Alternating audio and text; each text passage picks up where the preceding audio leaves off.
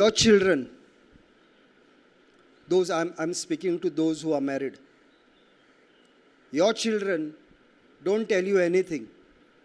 They do whatever they want. As a parent, what do you feel?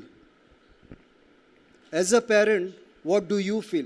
Your children are not listening. I have 3 daughters. Now my 3 daughters are not listening to me.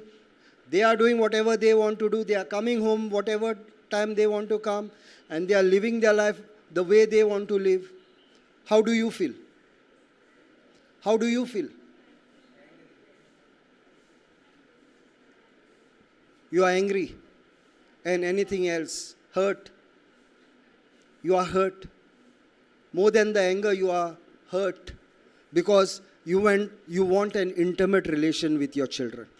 See, every creation is looking, in the image of God, is looking for a relation. See, we don't marry just to bring somebody to talk to me. I want an intimate relation with this person.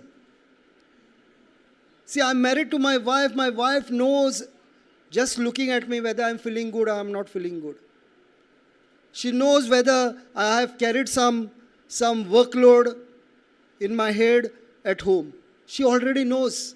Looking at my face, she already knows, because she has an intimate relation with me. She can experience me just through her eyes. She knows. In the same way, my dear brothers and sisters, we keep on, when we come and you want somebody to minister to you, you will say, my children are not doing this, my children are. And I am ministering to a lot of people from small. They are on the mobile. Many people will say, my children are on the mobile and this and this. All said, all is good and proper. But you tell me, how many times did you speak to God the Father? As a Christian, how many times did you go to God the Father and sat before Him? You are so worried about your children, but you never felt a need to have an intimate relation with your Father. God created man and woman to have an intimate relation. The first thing, the first principle itself, we are missing. Why did Satan tempt Eve? Why did he tempt Eve? Because he wanted them spiritually dead. Why did Satan tempt Eve? Because he wanted to destroy the family. The destruction of a family came from the Garden of Eden. The seed was sown there. And my dear brothers and sisters, now we saw in John 3:16, God so loved. When you love somebody, you have an intimate relation with that person. When you love somebody, that God is having an intimate relation with you. He's not looking at you whether you are having an intimate relation with Him. But my dear brothers and sisters, we are so worried about our children. We are so worried that, my children are not speaking to me. My children are on the mobile all the time. They are doing this, they are doing this. A, B, C, D, complain. Murmuring. And we have become the Israelis of then who walked in the wilderness. We are the Israelis now who are walking in this wilderness with the same mistake. Nothing has changed. God is looking for an intimate relation. This is eternal life. See, we are only looking at the benefit from the cross. But beyond that benefit from the cross, what God is looking is, He wants to talk to you every day, talk to you every day, talk to you every day, talk to you every day. But are you ready to sit with Him? I sit with Him. I'm telling you what I'm doing. I'm not preaching something that I'm not doing. I'm preaching what I'm doing. And the more I sit with Him, I told you I was not well during the Holy Week. But as I sat with God, He gave me revelation after revelation, revelation after revelation. For 3 days, Satan had planned something against me. God turned it into good because I was sitting with Him.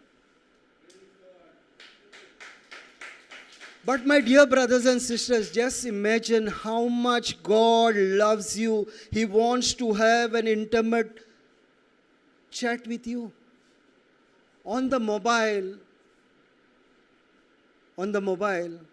if I give you the mobile and I tell you to chat to anyone who you want, you will immediately be on the chat.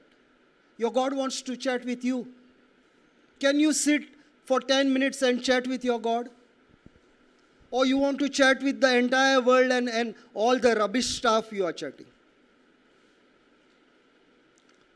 I was just telling somebody over there, I came with Sister Corinne. Anybody who comes with me, he must be prepared to come alone because I am not with that person. I am driving the car, that person is sitting next to me or anybody else is sitting behind. I am not talking to anyone. I am only talking to the Lord for no matter how many hours of journey. I will not open my mouth unless and until I have spoken to my God. The more you are going to spend time with God, you will have the word of revelation, the word of truth. The word of God will become live in you. And I am telling you these things, you can go and experience it. I have given a teaching for the last 1 week. I am only teaching on eternal life. Because I got this revelation from God on eternal life. And I am talking on this topic for the last 3 weeks. And I am telling you, my dear brothers and sisters, if you are only trying to reap the benefit from the cross, and you are entitled to do it, I said it is the half truth. But the biggest thing that God wants from man is an intimate relation with Him. Because He created you so in His likeness and image that you talk to Him every day. And He talks back to you. Your God talks back to you. You will learn to hear His voice. And I guarantee you these things happen. God speaks back to you. If He said in His word, my sheep shall hear my voice. If His sheep cannot hear His voice, then the word of God is a lie. And we know the word of God is the truth. And the only truth. And the truth that will never change. Heaven and earth will pass away, but the truth, what God has given, will never go void. So what am I looking for, my dear brothers and sisters? I am telling you, just sit with the Lord. It's not difficult. Nobody, without going on their knees, started to walk. Nobody over here. Everybody went on their knees, and then they took baby steps, and now they are walking, and now they are not falling. Because now you have experienced how to walk and you know the formula. You are not walking in one leg. You are using both legs. In the same way, as you sit with God, every day when you are giving time, you will know and for sure you will keep on hearing the voice of God. And people, Sister Jocelyn will tell you in the evening. Everybody asks, how do you hear the voice of God? I'm asking you, why don't you hear the voice of God?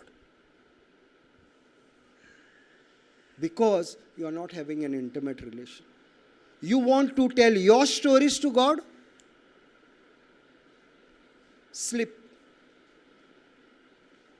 You sit with the Lord. You talk to Him. Now what is a conversation? One person talking or both the person talking? What is a conversation? Both sides, right?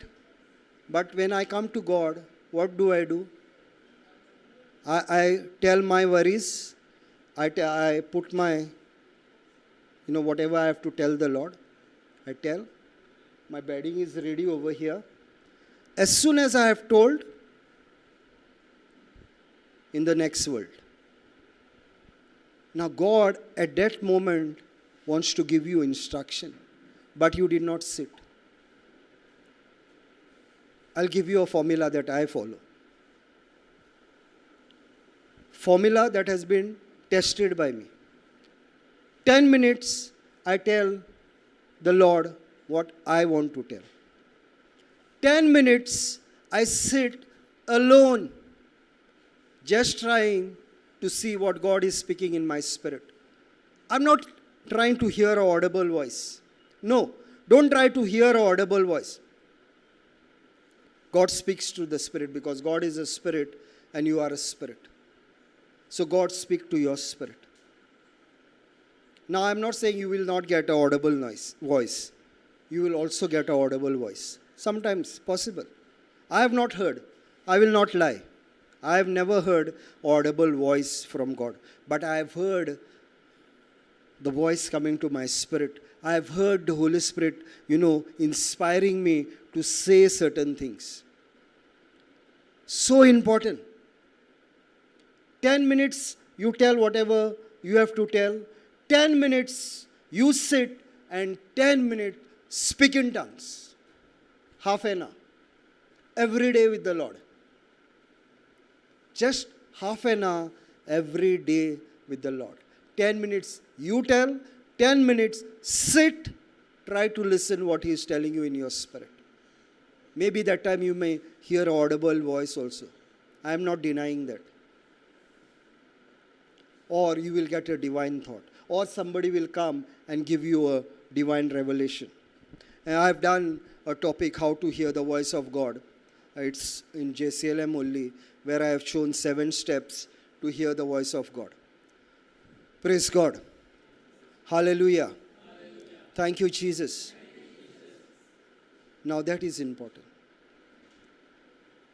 So important. God created man in His likeness and image because He wants a personal relation. Am I speaking to my God? Am I telling Him what is troubling me? Am I looking for an answer from Him?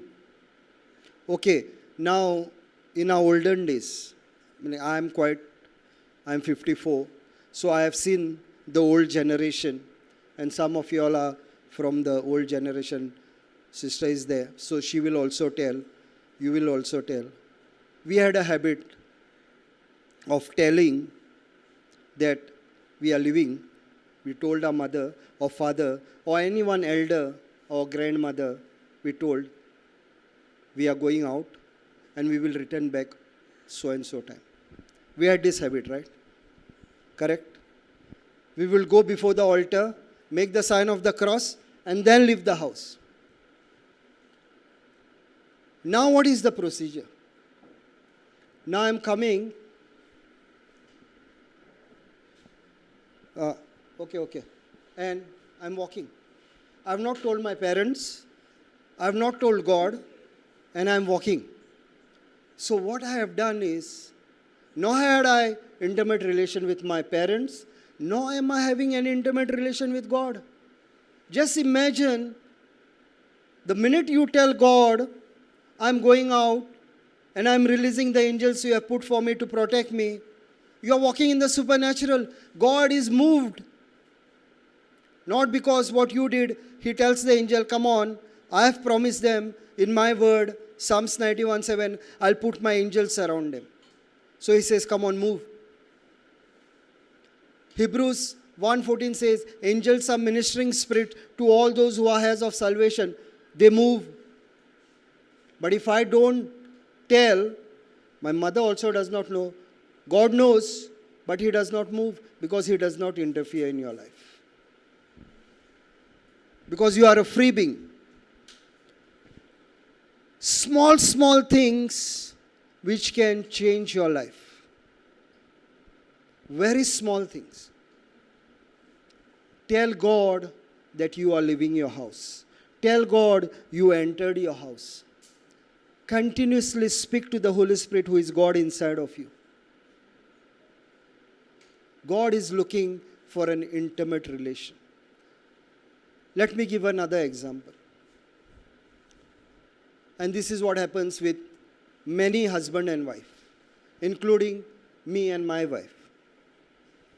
I come from work, I take a shower, and then I'm ministering the word of God. Now I don't know what time I will eat and what time I will do what. Because I came home, I didn't speak to my wife, I just said hi.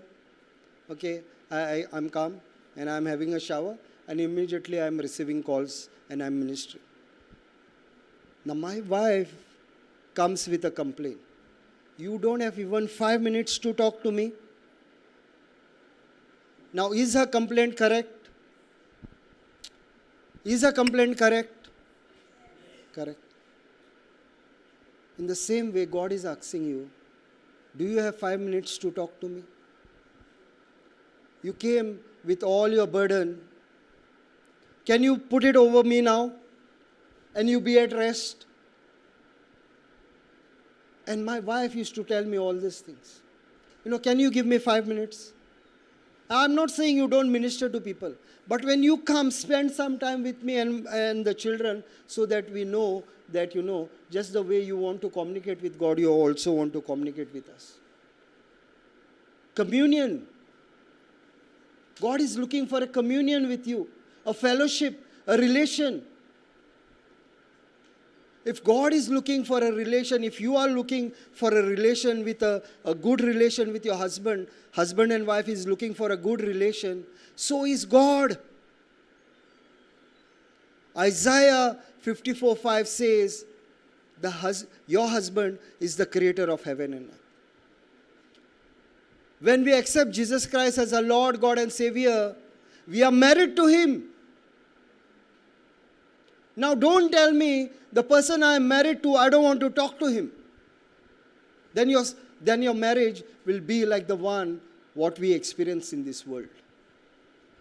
For your Maker is your husband, the Lord of hosts is His name, the only one of Israel, your Redeemer, the God of the whole earth, He is called. He is your husband. Now when you are married to Him, you can't say that I don't want to have an intimate relation. How many of you all don't want an intimate relation with your husband? Is there anyone who does not? I don't want any intimate relation with my husband. It is because maybe you don't, because you are sour with your husband. But any God-fearing person will say that I want an intimate relation with my husband. And that is what God is looking with us. That is eternal life. You knowing your God by speaking to Him, by reading the Word of God, by understanding the Scriptures. That is knowing God. To know about somebody. Let me give another understanding. To know about somebody is one thing. And to know somebody is another thing. Now, I know about Jesus. I know. I've heard about Jesus. But if I am not knowing Jesus, I know about Jesus. I've heard. But I am not having an intimate relation, that means you don't know your God. That is what the Word of God is saying. Knowing God is eternal life. How do I know my God? I know my God by the Word of God. I know my God by sitting with Him every day. The God that is inside of me, the Holy Spirit, I am telling Him, Holy Spirit, I require your help in this matter. One day, I preach in Panino in Majorda. Every Sunday, I preach in Majorda. And I said, Lord, can you show me what is going to happen tomorrow? Can you show me what is going to happen tomorrow? And the Lord spoke to me in my spirit. And He said, there are 2 ladies who are going to come. And He gave me their names. And I know them.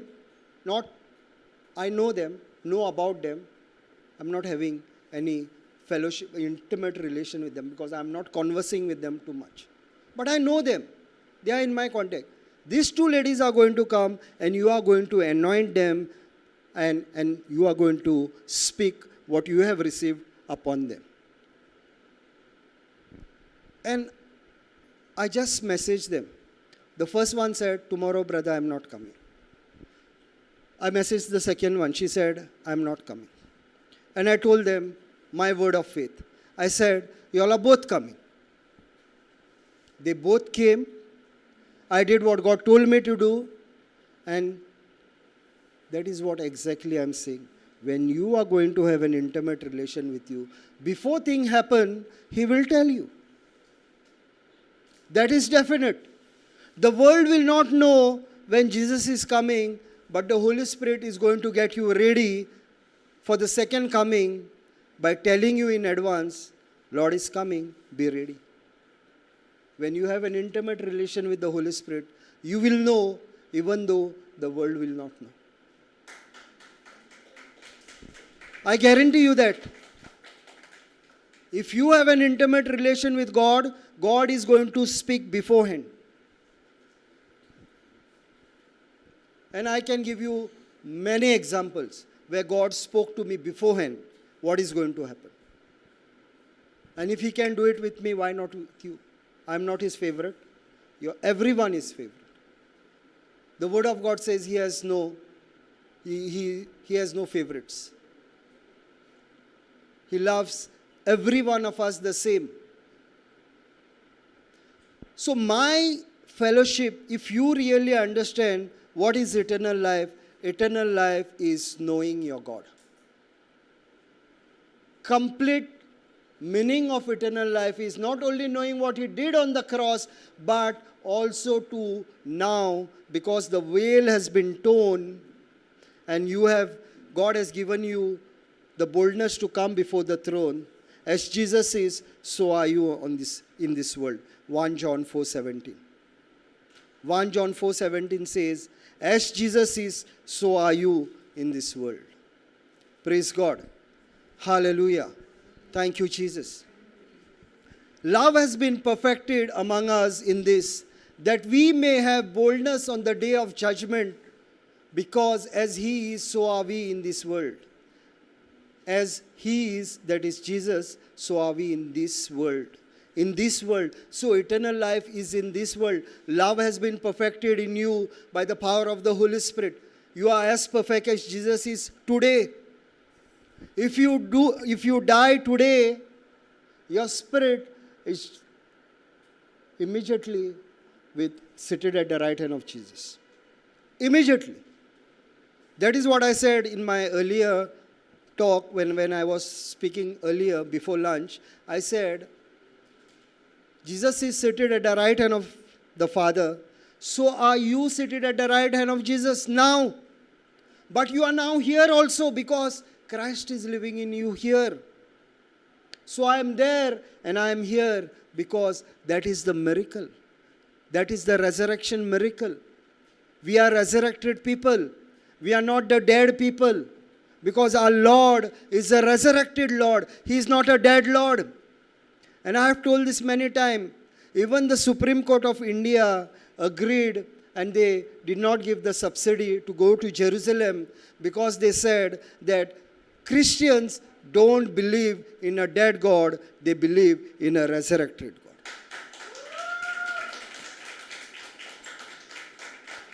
You don't believe in a dead God. And because you don't believe in a dead God, you are also not dead. He has made you a highway in heaven. God is not doing something today. If you see what He said on the cross, He said, it is finished. Let's connect to the 6 days when He created the heaven and earth. When He created the heaven and earth, on the 7th day He rested. Why did He rest? Why did God rest on the 7th day? Why did God rest on the 7th day? सातया दिसा जेजू कित्याक विश्व घेतलो? कित्याक विश्व घेतलो? Why did God rested on the seventh day? You know, Genesis you have to know like this. Because this is talking about creation. Jesus rested on the seventh day, not because he was tired. You see, Jesus didn't rest on the seventh day, or God did not rest on the seventh day because he was tired. There was nothing else left to do. He created everything in 6 days. And he said, nothing more to do. I rest. And I rest, so my people will keep the Sabbath holy, and they too will rest on the day of Sabbath. So he created a Sabbath for us. Not only we have what is complete in him, also we rest in him. Now, let's connect it again in the new covenant. What he did in the old covenant. In the new covenant it said, it is finished. Now let's go to Colossians 2:10 and see what the word of God says. Sorry, brother. Before we go to Galatians 2:10. No, Colossians. Colossians 2:10. I have a question. So, God did not rest on the seventh day because he was tired, but it's because there was nothing else left to do. So, does that connect with him being the Alpha and Omega? Yes, he is the Alpha and the Omega, the beginning and the end, the first and the last. Okay? So, when God created everything, not only did he know that what he has created is for eternity, it is not going to get over. See, God created heaven and earth, and when God created, only Adam and Eve were there. Today, what is the population? It is in crores. Now, did God create more oxygen? Did God create more animals? No. He has put everything in the seed format. Now, that seed that he spoke, he said everything that is going to come, let it be having its seed, and the seed will bring likewise harvest. So what God spoke 2000 many years back, it is still working. Complete. You know, people are saying that if you cut the trees, if you cut the this and this and this, we will be having a global warming and all the problems will start. What do you think? God has not anticipated this? How many of you all believe that God has not anticipated global warming? God knows he created the heaven and earth. He knows. It is the madness of man. He thinks he knows everything. When God created heaven and earth, the first day he said, let there be light. And when he created the earth, the law of gravity was there. When did Newton come to know about it? Centuries later. And there might be around 1,000 laws which even man has not yet, they have not even come to know about it. 1,000 laws. The first plane came into existence ages after. Law of lift and trust. Ages after. But were the birds not there when God created heaven and earth? So from the bird they saw and they. But see, we are not understanding what God has created. You can't understand. That is what sister is saying. He is the Alpha and the Omega, the beginning and the end, the first and the last. He has anticipated everything when he created heaven and earth. Praise God. Brother, so does that mean that in Genesis when God was talking about having seventh day rest and it is finished, was he also talking about our salvation on the cross in Genesis? Okay, now let's understand God's plan was never for Adam and Eve to die first place. He didn't create anything. He didn't create Adam and Eve to die. See, there were two plants. that were existing. He said, don't eat of this tree. There was also the tree of life. The tree of life represents Jesus. Now, there was the tree of good and evil. God didn't have a problem knowing the good, but he had a problem knowing the evil. So he told them, don't eat. But God's original plan was never for man to die. He died because he disobeyed. Disobedience brought death. God's original plan, Romans 6:23 says, the wages of sin is death, but the free gift of God is eternal life.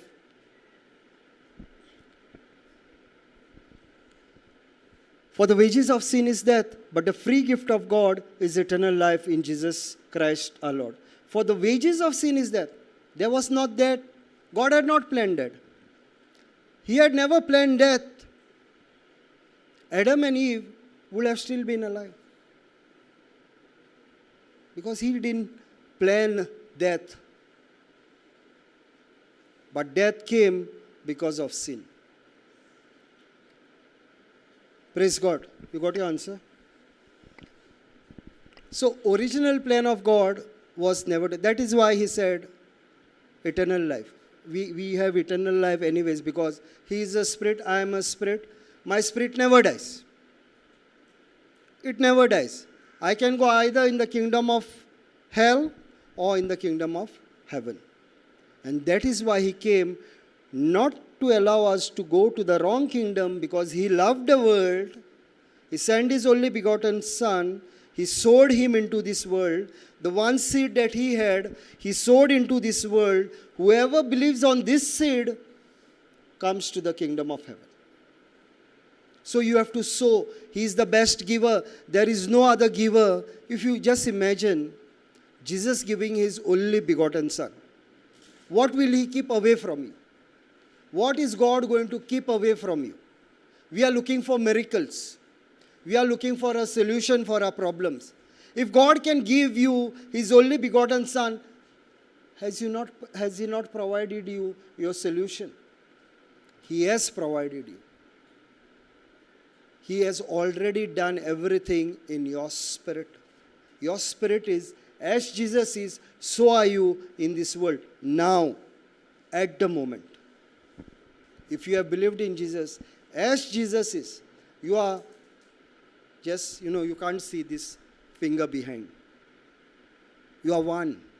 And the word of God says in 1 Corinthians 6:17. 1 Corinthians 6:17.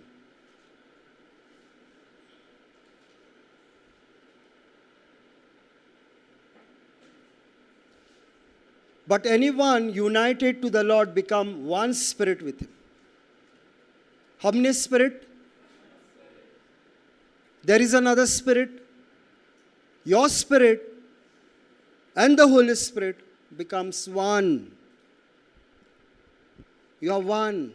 You are sealed by the Holy Spirit.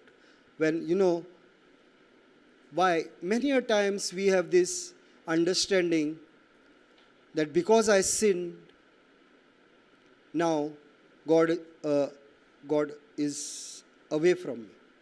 Or I am in sin, and that is why my spirit is corrupted. How many of you all think that you can sin in your spirit? How many of you all think that you all now, if you have confessed Jesus Christ as your Lord, God and Savior, you can sin in your spirit? How many of you believe? How many of you all believe that you all can sin in your spirit? Nobody? Why you are saying no? Why you don't sin in your spirit? No, you give me it's nothing. Right answer, wrong answer, all answers are right. We are learning. You are learning, I am also.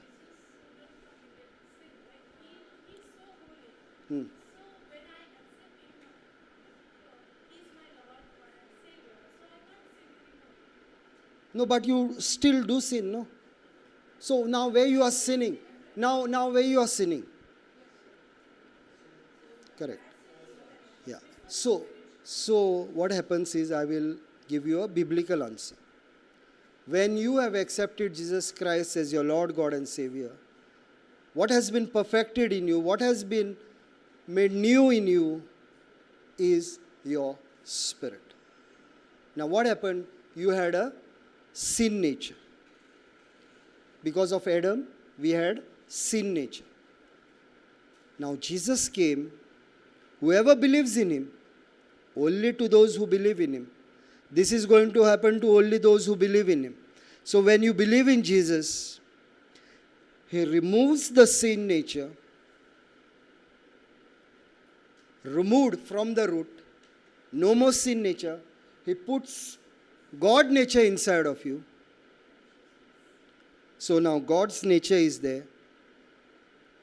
And then he seals it with the Holy Spirit.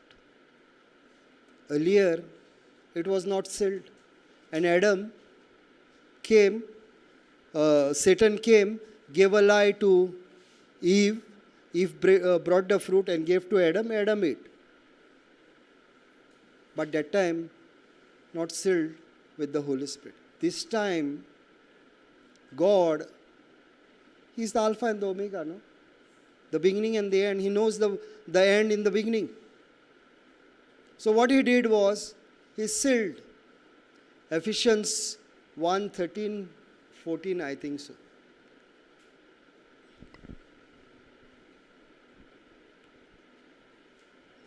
Yeah. And in him you also, when you had heard the word of truth, the gospel of your salvation, and had believed in him, were marked with the seal of the promised Holy Spirit. Were marked with the seal of the promised Holy Spirit. Now your spirit and the Holy Spirit, your spirit has been sealed with the Holy Spirit. Now the sin that we create, now the sin that we do we are committing sin still. How many of you all have used a laptop or a computer or a mobile? Everybody? Now can your mobile be infected? So there is something called a temp file. Everything has been deleted. You don't want certain files to be seen by somebody. You delete that file. You also re-empty your cycle bin. But still somewhere it has been stored. There is a file that is still there in that hard disk, in the corner. What has happened is, God perfected our spirit, but in our flesh and in our soul mind, we still have the corruption that was left. Years we have been sinning. Years we have been sinning. So there is something that is left. And Romans 12:2 says, do not be conformed to this world, but be transformed by the renewing of the mind by the word of God. So what I do is, whatever is left in my system, do not be conformed, means do not take the shape of this world. You had the shape of this world. Now do not take the shape of this world, but be transformed. Now make a change in your life by the renewing of your mind, so that you may discern what is the will of God, what is the good and acceptable and perfect. So what happens is, when you,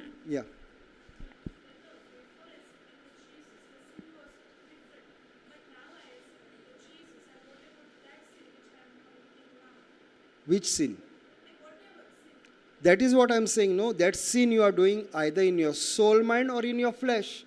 But in your spirit, you cannot sin anymore, because in your sin nature is not there.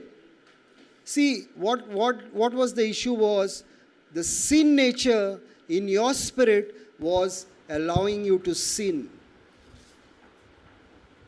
Now what God has done is perfected your sin. He has removed that and He's put God nature. So in your spirit you are not sinning.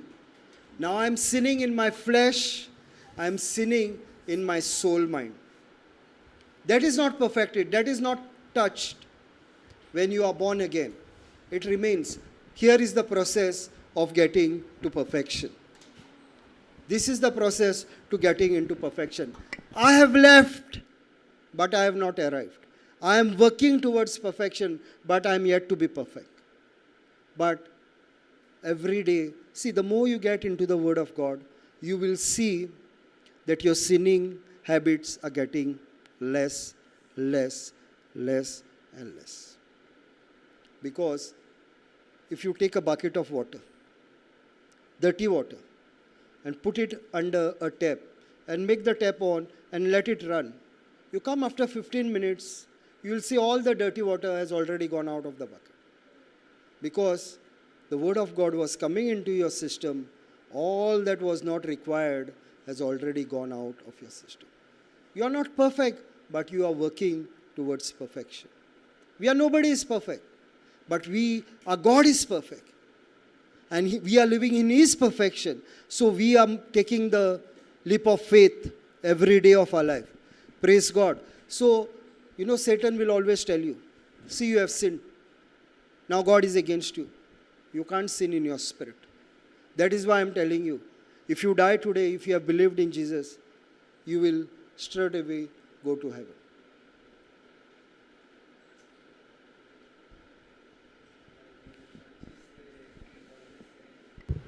You have to confess your sins to the priest.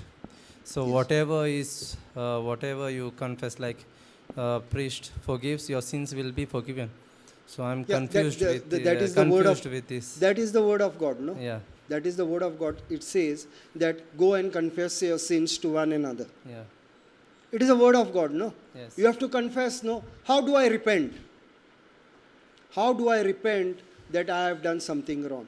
By confessing. I'm saying, Lord, I'm sorry. This is what I did. And I know I did something wrong, but please forgive me. Because I am already forgiven over there. But still I have to seek forgiveness for my everyday sin. I do fall.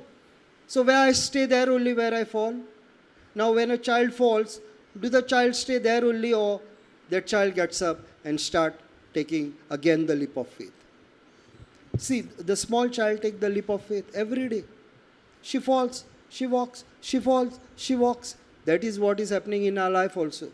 We do fall, but I have to come and confess. That is why prayer is there, no? Why is prayer there? Prayer is to tell Jesus the right and the wrong. No, you don't try to show yourself, I'm all the goodness. You also expose those areas which you want God to, prune. That is what John 15 says. I am the vine. You are my... Now, just go to John 15. I am the true vine, and my Father is the vine grower. He removes every branch in me that bears no fruit. Every branch that bears fruit, He prunes to make it bear more. So pruning is required. आमच्या जिवितांत कितें वायट आहा तें भायर वचपाक जाय. See, if you have something on some dirt on your shirt and you are going for a wedding, what is your immediate action? Now you have to take a step of faith, right? So you go, either you take your handkerchief or you take your hand, wash it, make it clean, and then go. In the same way, I come to the Lord and I say, Lord, I'm sorry. This is what I did. I know it is wrong. Help me not to fall in that sin again by the power of the Holy Spirit. See, we do fall. We are still in the process of perfection. I'm telling you, there is no one over here right now who does not sin. If you looked at me in anger, you have already sinned. If I have looked over here at somebody in lust, I have sinned. You might even not know what I'm standing here and I'm angry with you. You don't know, but I know. If I'm looking at somebody in lust, I know. Because I have a conscience. And the Holy Spirit is telling me what is going inside of you is wrong. He's not come to condemn me of sin, but he's come to tell me about what Jesus did on the cross. He's reminding me. Praise God. Hallelujah. Thank you, Jesus. Therefore, my dear brothers and sisters, we have to understand that the more you build your relation with God, the more you will see and experience the love of God. He loves you. And He loves you so much that He really wants to talk to you. And I'm telling you, my dear brothers and sisters, you do this 7 days. When you are here only, you do it.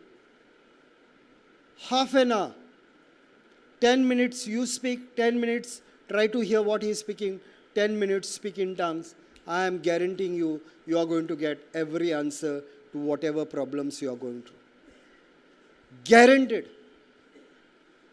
Guaranteed, because that is what God is telling me. You come to me.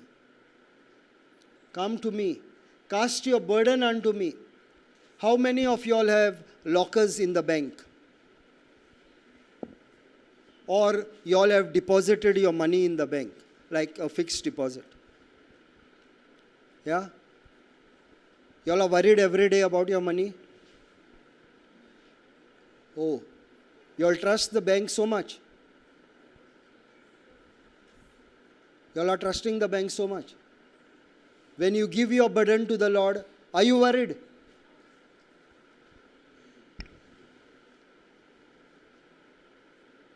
See, we are trusting men, we are trusting this world, we are not trusting our Lord.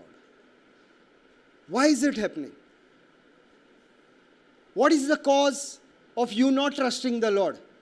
It is because you did not sit with Him, you did not understand Him. The day you are going to sit with Him, the day you are going to understand Him, you will know and you know that your God is for you and never against you.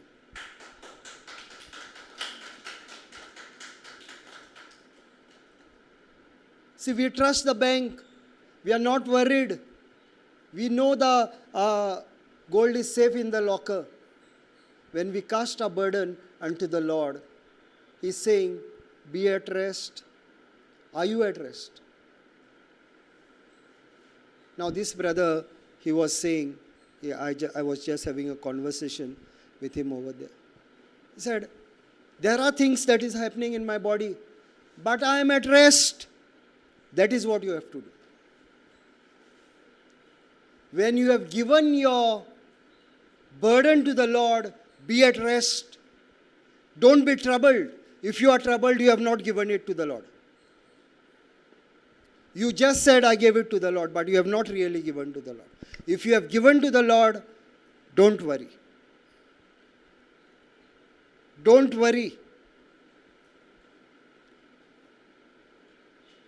If you do not worry about your gold in the bank, why are you worried? Don't you trust your God, the Creator, the Alpha and the Omega, the beginning and the end? My relation with God has to be restored. God did not come, to have a party in this world. He came to restore. And He restored the entire humanity to God. But are we doing what He wants us to do? Colossians 2:10, sister.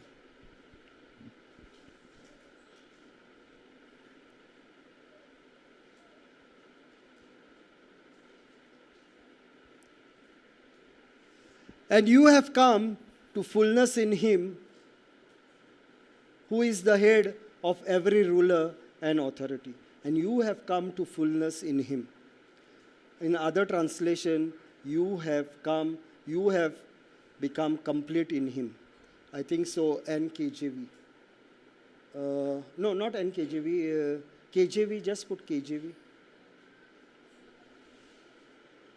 And you are complete in Him, which is the head of all principalities and power. Are you going to be complete, or are you already complete?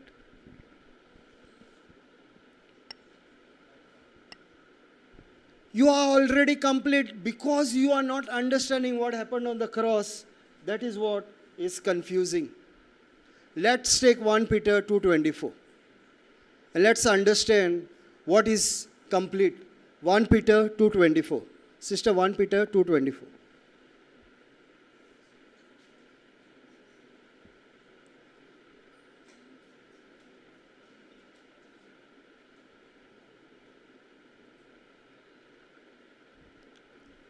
Who his own self bare our sin in his own body on the tree, that we, being dead to sin, should live unto righteousness, by whose stripes you were healed.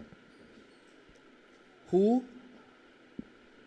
his own self bare our sins in his own body on the tree, that we, being dead to sin, are we alive to sin anymore? Are we alive to sin anymore? We are dead to sin because sin nature has been removed. We are dead, and Satan is coming and telling you, you know, this is the sin you have committed. Your spirit has been corrupted. And you are condemned. Satan is coming and condemning you every day. See, this is what you have done. I'm not saying that you have to live in sin. I'm telling you what happens when you sin. Now, when you sin, when you are born again and when you sin, when you are born of the Word of God, and when you sin, what happens is you allow Satan to pop your bag and eat your tiffin. In other words, you allow Satan, what has been put on the plate, you allow him to come and eat from the plate. God put a buffet and is saying, take whatever you want and eat it. My grace. Brother referred to that scripture, Ephesians 2:8 and 9, so I'm not going again over there. By grace, through faith, we have been saved. So by grace, he laid a buffet for you. He's saying, whatever you want, go have it. It's yours by grace. What you have to do, get up by faith. Whatever you require, you take it. That is your step. Grace is what God has done. Faith is what you have to do. So now what happens over here? Sin is already dead. Now, you don't have your righteousness. It is God's righteousness that has been planted into you.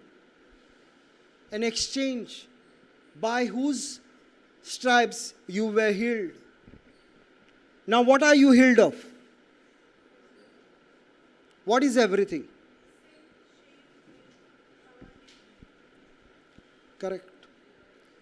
What happens is, we think that this scripture is only enough for my physical healing. And I am sticking over here only. I am only using this scripture and saying, Lord, by your wounds, I have been healed. Now, this is not only speaking about your physical healing, this is also speaking about your spiritual healing. That is what righteousness is all about. It is also speaking about your financial healing. Praise God. Hallelujah. Hallelujah. Thank you, Jesus. But if I don't understand, if I have a limited understanding of this scripture, what is my believing? Now you have to believe a scripture, right? Now when you believe, you have to have also corresponding action. Now you say by the wounds of Jesus, you were healed. But what is your corresponding action? When you say you are healed, what is your corresponding action? What is your corresponding action when you said, I am healed? What is the corresponding action that you are taking? You are no more worried about your sickness. If you just said it from your mouth, by the wounds of Jesus I am healed, and you are worried about that sickness, then you have not really believed what you spoke. I can speak a lot of things, but not believe. Mark 11:24 says, when you pray, believe that you have received it, then it shall be yours. So who is the one who will bring the miracle? Therefore I say unto you, what things soever you desire, when you pray, believe that you have received them, and you shall have them. Whatever you pray, who has to believe? And if I have not believed, and then whom I have to blame? God, that you didn't do this healing. But why the healing didn't take place? The real thing is, although I confessed it out of my mouth, I did not believe in my heart. I confess the Our Father every day, but I don't believe it in my heart. I confess many scriptures every day, but I don't believe it in my heart. How do I know whether I am believing or I am not believing? Because after 10 minutes I have prayed, after exactly 10 minutes after I have prayed, how will it become? Is it possible? Now you tell this to an unbeliever. There was a lady called Sukanti. She had 4th stage cancer. 4th stage cancer, unbeliever. She came, 2 sisters had already ministered the word of God to her already. They had given the confession statement, by the wounds of Jesus you were healed. She came for 3 weeks for the teaching in Majorda, Panino, where I preached the word of God. 3 weeks. I saw her every time I am moving this way, she is moving this way.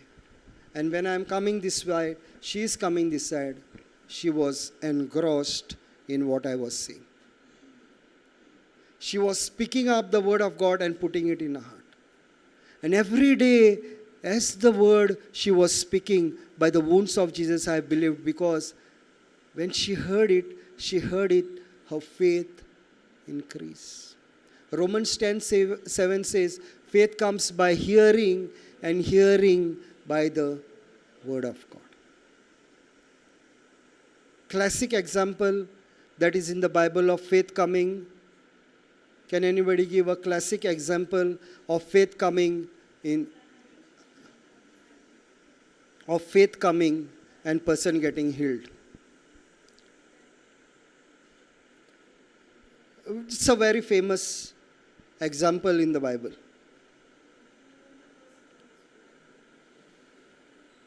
We know about the, yes, correct. The lady with the issue of blood, the word of God says, she heard. The first thing is, she heard. And as she heard, her faith increased. And she kept on hearing that Jesus is come to this town and this town. This miracle's happening, people are touching him and they are getting healed. What she said, if only I touch his garment, I shall be healed. And she went and she did. So she had faith. Now she took the step of faith. Believed with corresponding action. Touched the hem of Jesus. At that very moment, she was healed.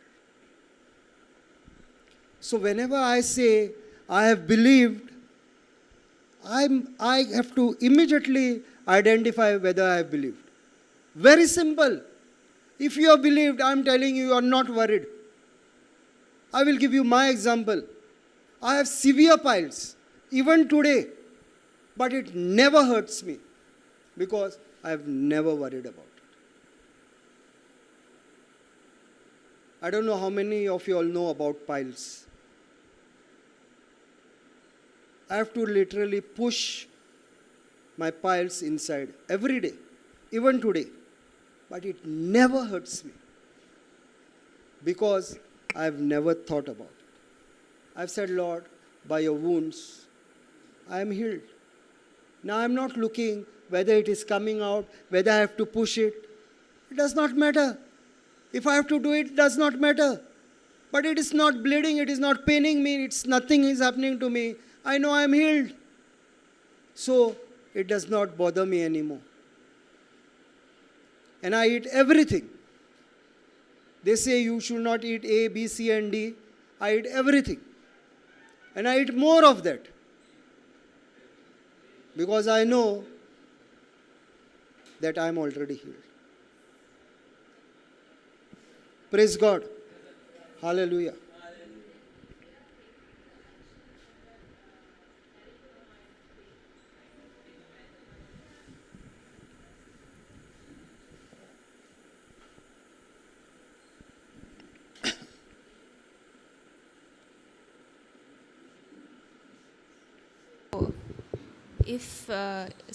If we are carrying out an action based on faith, then whatever doubt is coming to the mind, we have to resist it with the word of God, and so that is my question. So, what happens? See what the word of God says. When you pray, you have to believe. Who has to believe? The one who prays.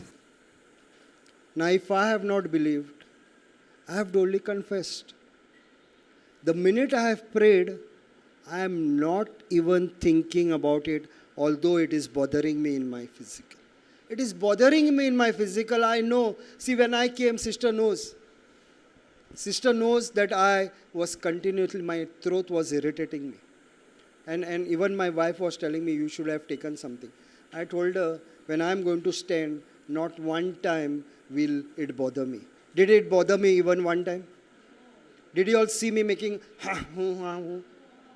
Because I believed in faith. It is not going to bother me.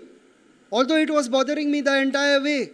But I said, when I am going to preach, it is not going to bother me. And it didn't bother me. I believed. See, you have to believe. You ask sister everywhere. She was also telling me, brother, you should have taken something. I said, it is not going to bother me. Here, I know. I am not waiting, I will see and then I will believe. No, the word of God says, what is the definition of faith? Definition of faith, what Jesus gave. What Jesus gave. There is a definition of faith, what Jesus gave.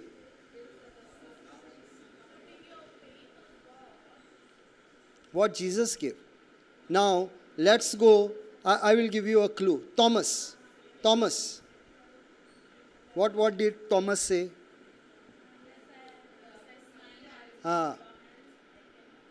So, unless I put my fingers in your hand and my hand in your ribs, I will not believe. And Jesus gave a beautiful faith definition. He said, blessed are those who have not seen, yet they believe. So who is blessed? We are all blessed. But we want to see half blessed. See, if you have believed, you are not trying to see it. I am telling you, brothers and sisters, I know a lot of people. You all don't do it. It requires real faith. There was a person whose rib was broken. He did not go to the hospital. He spoke to his rib and he prayed over it and he believed his rib is perfect. It was going on. The pain is there. Nothing is changing. But he is believing. As he was doing it, after 15 days, he realized that he was perfectly okay. Now, is the word working? Now, he believed. Now, I'm not saying you don't do it because I don't know what some people, they were, and Brother Johnson always says this. We don't know the measure of faith a person has.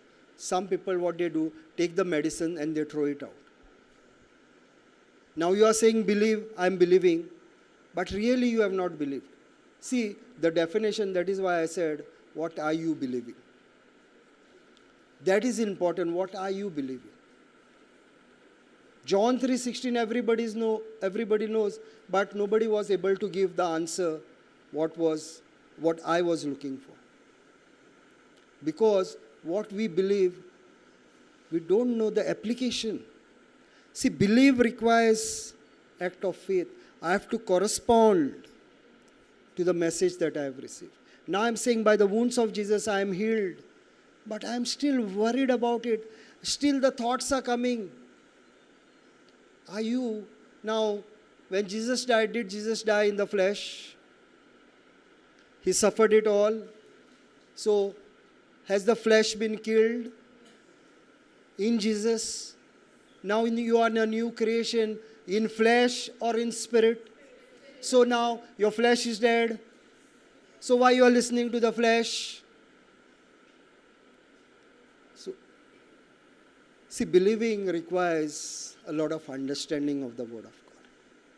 I'm not saying you don't have to go to the doctor. Once I went to the doctor. I was having a very bad pain in my left side.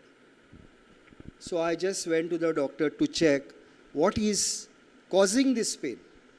I didn't go to him because you require a diagnosis. You require a diagnosis so that you can speak to that. Now, when you go to the doctor, when you come with a report, I can pinpoint to the sickness. Pinpoint, I can speak to that sickness. Now, many will think, the report is saying this. Now, the report was for this sister Sukanti, was that we can't do anything. He will do whatever has to be done. They said, he will do whatever has to be done. So she came. She heard the word of God, confessed it out of her mouth. 4th week, she went and she did a test. There was no cancer that could be seen in her body. And this is with reports. The very doctor who had given a report that nothing can be done, 4 weeks later, she goes and she does her report. Her report shows that there is no cancer in her body. Now she is from the other faith, but she held on to the word of God like a Rottweiler. She didn't leave it till she got what she was looking for. She's still continuing in the word of God. That is important. We also know about people who got in cancer and out of cancer and again cancer came. Because when they got the cancer, they came to the Lord. The Lord removed the cancer and they forgot about God. Satan came. He saw that the room has been cleaned. I can come and I can sit over here and I can do my work. I can put a workshop over here. So Satan comes and puts a workshop because you are not. See, the word of God is very clear. If you abide in me and I abide in you, you will bear much fruit. If you remove a branch from the tree, can it bear any fruit?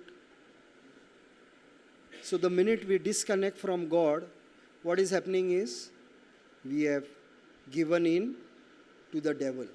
He comes. He makes a workshop. Now the cancer which had gone, he is producing it again. And this time 7 times more. Now who left the door open? God left the door open. We left the door open. So the act of faith is every day. Now this Hindu sister believed and she is still continuing in the word of God. That is important. That is important. Continuing in the word of God. Now we know Peter. Peter denied Jesus 3 times. Peter almost went back to fishing when nothing was happening for the 40 days. But when he got the anointing of the Holy Spirit, he was the one who said, "Can you crucify me in a different way?" Because he was crucified. Peter was crucified. So he said, "Can you crucify me the other way around? Because I don't want to take the place how Jesus was crucified." So he was crucified upside down. See the boldness? The boldness comes from the Holy Spirit. And we saw that scripture, 1 John 4:17. The boldness comes from the Holy Spirit. Therefore, my dear brothers and sisters, eternal life, the fullness of the meaning of eternal life is knowing your God. Knowing your God through the Word of God, having an intimate relation with Him, also, knowing what He has done on the cross, everything. The sum total. Salvation is the sum total of all the goodness of God. God did not create us just because He didn't have anything to do. He did not create us in His likeness and image. Why didn't He create the animals in His likeness and image? Why did He only chose man to create in His likeness? Because He wanted a fellowship, a communion, a relationship, an intimate relationship. And that is what we are lacking today, my dear brothers. And if you are going to keep on calling on the Holy Spirit, you will live the fullness of God. Let me give you some examples of the Bible who lived according with this relationship. Enoch. You all heard about Enoch. The Word of God says that Enoch was taken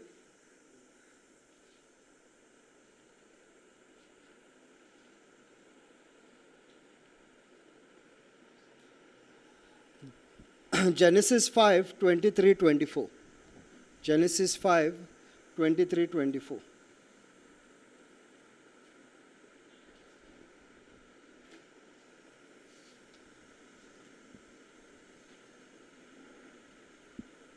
And all the days of Enoch were 365 years. And Enoch walked with God, and he was not, for God took him.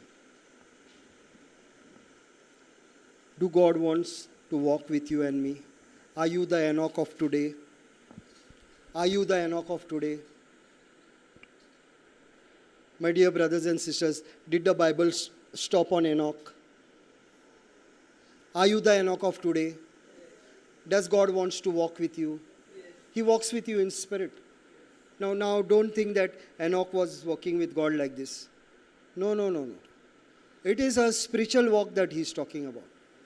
He was doing everything what God wanted him to do. So, are you the Enoch of today? So, what I have to do? I have to talk to God. I have to walk with Him. I have to tell Him everything, what is happening in my life.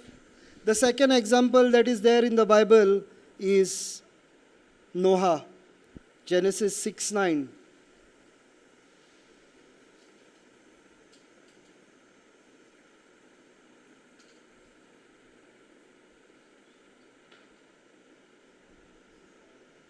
Praise God. Hallelujah.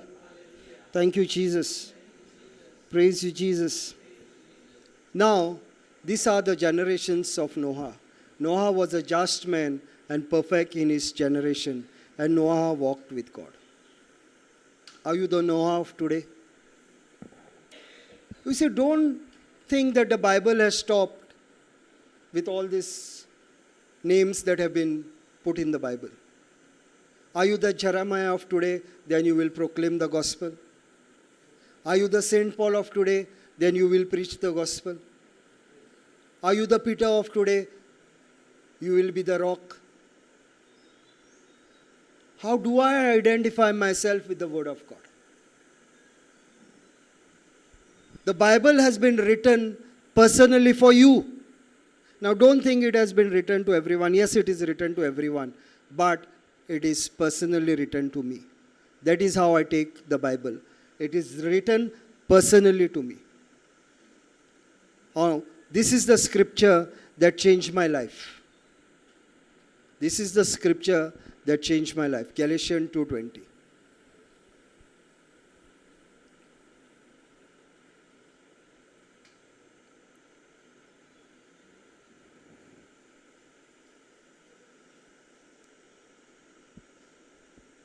Now I put my name.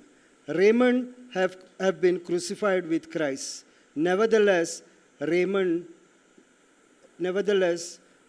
live, yet not Raymond, but Christ liveth in Raymond. And the life which Raymond now lives in the flesh, Raymond lives by the faith of the Son of God, who loved Raymond and gave himself for Raymond. Now this is the scripture that got me into the Word of God. Because when I read this scripture, I identified myself what Jesus did on the cross. Till then, I was just thinking the way everyone else thinks. But the day this scripture came to life in my life, I was completely convinced what happened when Jesus died on the cross. It was I who died on the cross. It is no more I who live, but Christ who lives in me. And the life which I now live in the flesh, I live by the faith of the Son of God. The faith, not my faith, His faith. I'm also using His faith for the Son of God who loved me and gave Himself for me. He's saying for me. Saint Paul is saying. Now, does the Bible stop on Saint Paul? So it continues now. So I am taking these scriptures personally. I'm making it personally mine. And when you make it personally yours, every scripture, that is when the scripture comes to life in your life. It really comes to life. Because the Word of God says, the Word of God is alive and active. It is not a dead word. It is the word which has life in it. And therefore, my dear brothers and sisters, if God is saying Noah, if God is saying Enoch, if God is saying about Abraham, and God is saying about Zacharias in the New Testament, Luke 1, 5 and 6. Whether it is there in the New Testament, let's see.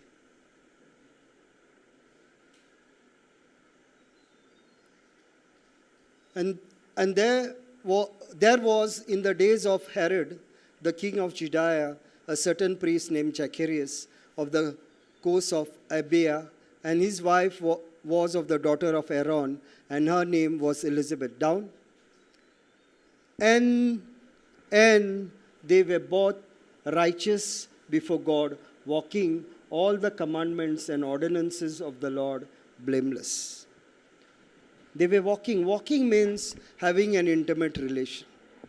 See, even in the New Covenant, Zacharias is mentioned. Saint Paul is there. Then Peter is there. Although they had denied Jesus, Saint Paul who was persecuting the church when he was Saul. But he became Paul. And we also, who were Saul, have to become Paul now. We have to have a newness of life when we have encountered Christ. We cannot be the same. 2 Corinthians 5:17 says, the old things have passed away and all things have become new. I am a new creation.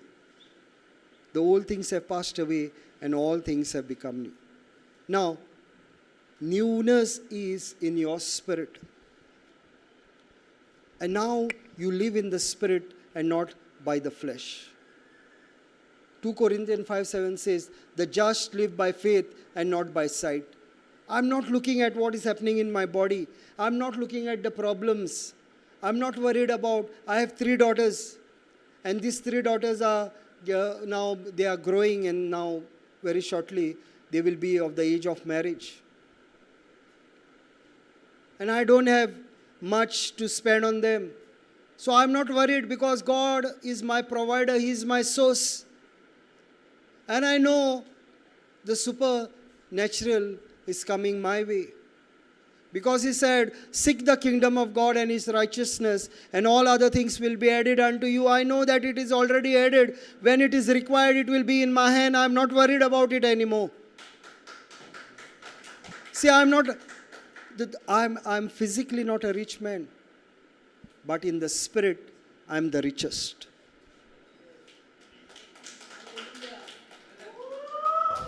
Why am I the richest? Why am I the richest?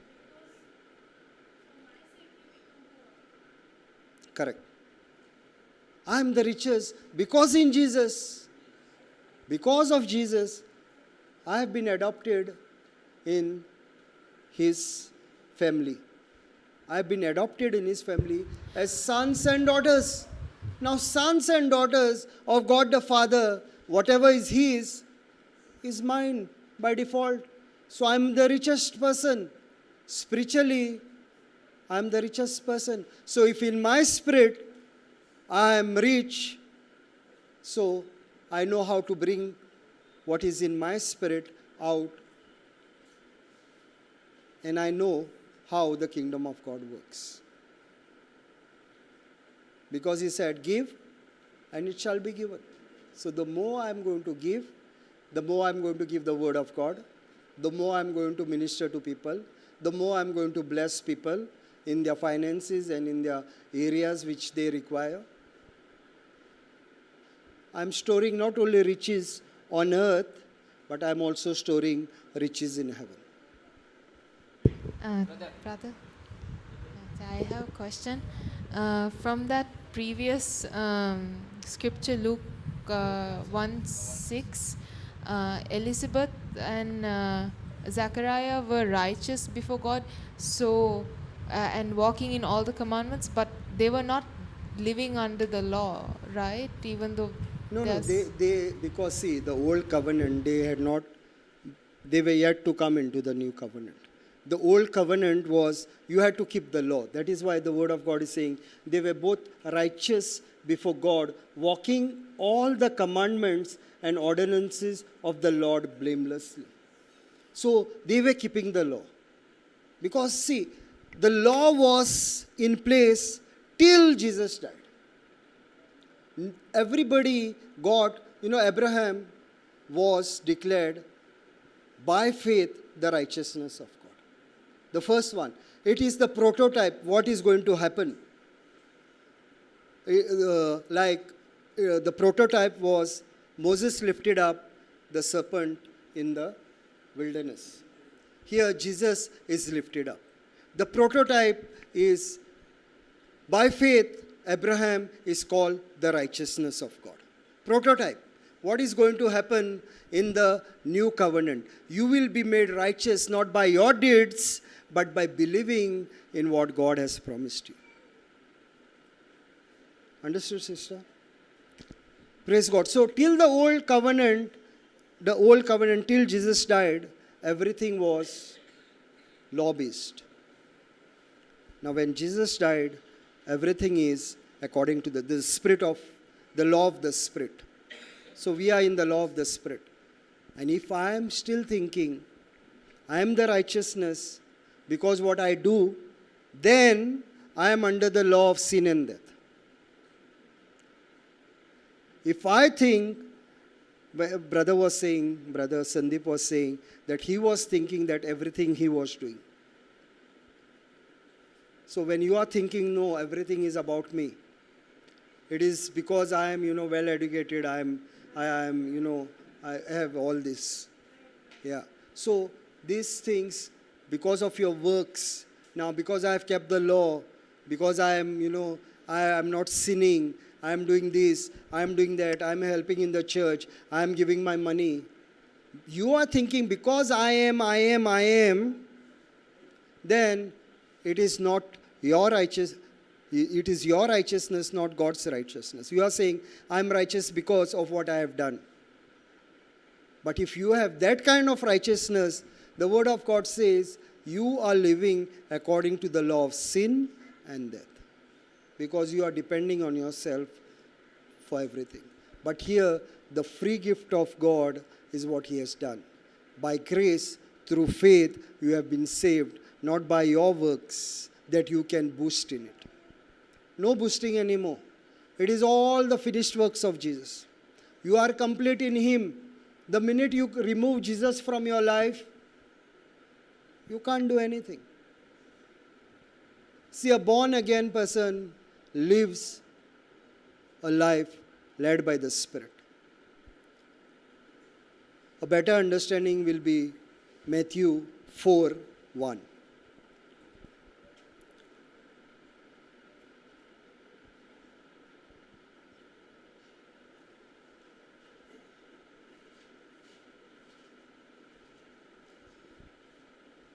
Then was Jesus led up of the Spirit into the wilderness to be tempted of the devil. What does this mean?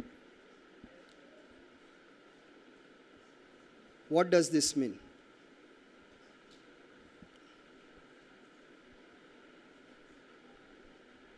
This is just after the baptism of Jesus. In Matthew 3, if the earlier scriptures, if you go, Jesus was baptized. Okay, Jesus was baptized. Now what happens is, when Jesus was baptized, what happened? The heaven opened. And God the Father said, this is my beloved Son. I am happy with Him. Then the Holy Spirit comes on it. Now Matthew 4:1 says, then was Jesus led up of the Spirit, means Jesus was led by the Holy Spirit in the wilderness. I am living in this world. This is my wilderness. Don't think only the wilderness existed then. The wilderness is this world that I am walking. And I have to be walking by the Holy Spirit, not led by my actions and my understanding and my everything, my. Your mind has to go, your eye has to go. You have to be led by the Spirit of God. If Jesus, being God in the Spirit, flesh in the man, in the flesh He was man, but in the Spirit He was God. Because He had God nature, He did not come from the Father's seed. He came from the Word of God. He did not come from Joseph's seed. He came from the Word of God, the incorruptible. The Word of God says, by the power of the Holy Spirit. Jesus was born by the power of the Holy Spirit, not from the Father's seed. So He had God nature. So He was God in the Spirit, man in the flesh. So He required the Holy Spirit. How much more do we require the Holy Spirit? Because now we are also God in the Spirit. How many of you all believe that you all are God in the Spirit?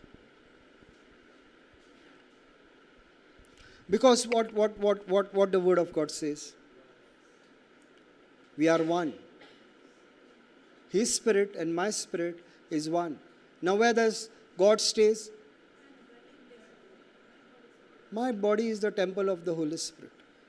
God is residing inside of me. God is dwelling inside of me. I have God inside of me, not outside of me. In the old covenant, it was outside. But in the new covenant, your body has become the temple of the Holy Spirit. Every church was closed during COVID, but your body was not closed. Your body was still the body of the temple of the Holy Spirit. Your temple did not close in COVID. See, every church was closed, but your body was never closed, because that is the time, I'm telling you, if people really got into the Word of God, it was during the time of COVID. COVID was a blessing in disguise, because when COVID came, fear came into people and people ran to God.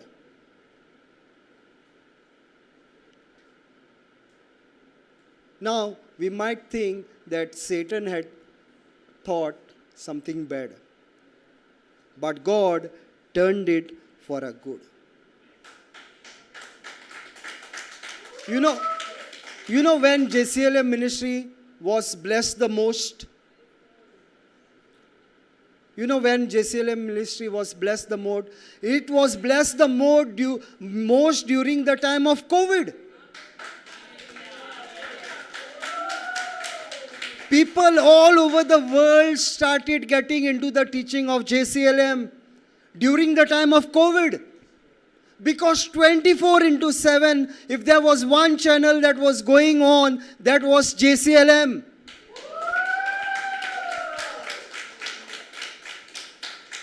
My dear brothers and sisters, it is time not to wait for another COVID to come.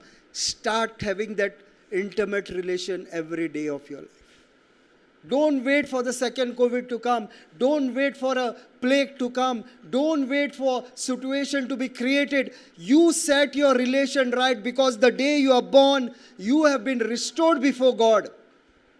That is the biggest miracle that has happened in your life. That is the biggest miracle that has happened in your life. If there is any miracle that has happened in your life, my dear brothers and sisters, it is the born again spirit, where you have been perfected. As Jesus is, so are you in this world. And that is why Jesus is saying in John 14:12, truly, truly I tell you, if you believe in me, not only will you do what I have done, but you will do greater things than I have done. Your God is telling you. Your God is telling you that you will do greater things than I have done. I am believing. Myself, I am believing. And I have said this on every opportunity that I have got. That so that one day this video will be used to what I have said. One day I am definite, I am going to raise a person who is dead to life. Not because I am going to do it. It is because the Word of God is telling me, you are going to do it by the power of the Holy Spirit, and I am going to do it by the power of the Holy Spirit. And I am not saying it is only for me, I am saying it is for you. I've said this many times, I am not a learned person. I don't have many degrees with me. I started as a constable, and now I'm an assistant sub-inspector. So I have come from the lowest level. So I was not, but the Holy Spirit who is in me is the one who wrote the Bible. So He knows the Bible. So He's teaching me every day, and I'm coming and I'm speaking what He's teaching me. So what I'm doing is, I'm making myself available for Him to speak through my vocal cords. As simple as that. And the same anointing is upon you. Because when Jesus said in Mark 16:15, He said, go and preach my gospel. Now, Mark 16:15. And He said unto them, go you into all the world and preach the gospel to every creature. Whom did He say? He said it to everyone. Whoever is going to believe in this word, that He has said it to me. Now don't think that he only said it to the disciple. You are the disciple of today. You are the disciple of today. And if you are the disciple of today, this word is for you. If you know one scripture, go and speak that one scripture to somebody. That is the act of faith. If you have the link of JCILM, send it to people. Maybe somebody is requiring this word. And as you have sent it, believe that this person who is listening this word of God has really found Jesus in his heart. See, I can be a disciple in many ways. I can be a disciple in many ways. The first way is by taking this word of God, sharing it with someone. If you can't do it, the videos are available. Share the video with someone. You don't know. You don't know. That video is the perfect video that the Holy Spirit has told you to send that person.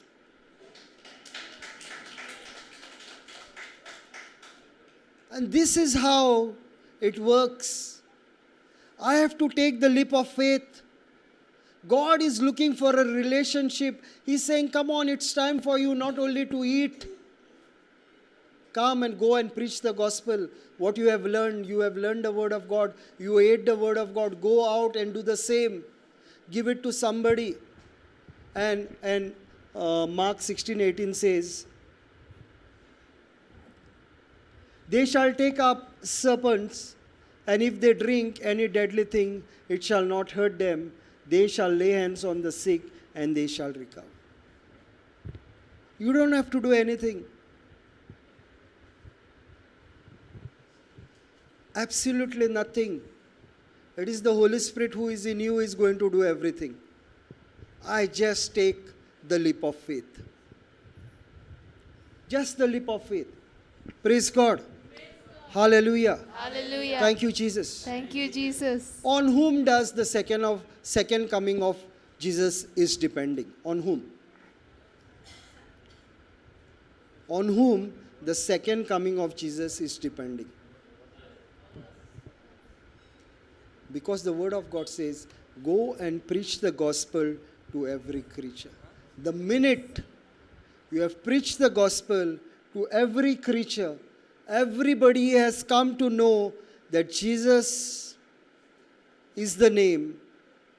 He's the Alpha and the Omega, the beginning and the end, the first and the last. The day they have heard it, whether they have to believe it is a different thing. Once everybody on the earth has heard it, Jesus is coming. So if you want him to come fast, go and spread the word fast. If you want to experience Jesus in your time, go and do it. I am doing it. Why don't you do? See, I am also working. Now also, I am working. I work for bringing up my family. Financially, I work for the kingdom of this world. I work for the government. But all the spiritual blessings that God has promised me, including my finances, including the money that comes from my job, it is coming from my Lord and not from my job. I am working for this government, but the salary is coming from the provider. If he had not given me this job, I would have not been working. And if I have not been working, and if I have not been healthy, and if I had not been strong, I would have not been standing over here. It is all His grace every day of my life. Not one day. Every day of my life, His grace that is flowing in me. I don't even realize it because I have taken it very casually. If you are alive today, it is the grace of God. If you are eating 2 times today, it is the grace of God. If you had good food down today with papad, lonche and nice dal and rice, It is the grace of God. Thank you, Jesus. Thank you, Jesus. My dear brothers and sisters, if I see God in everything I do, Colossians 3:23 says, Colossians 3:23 says,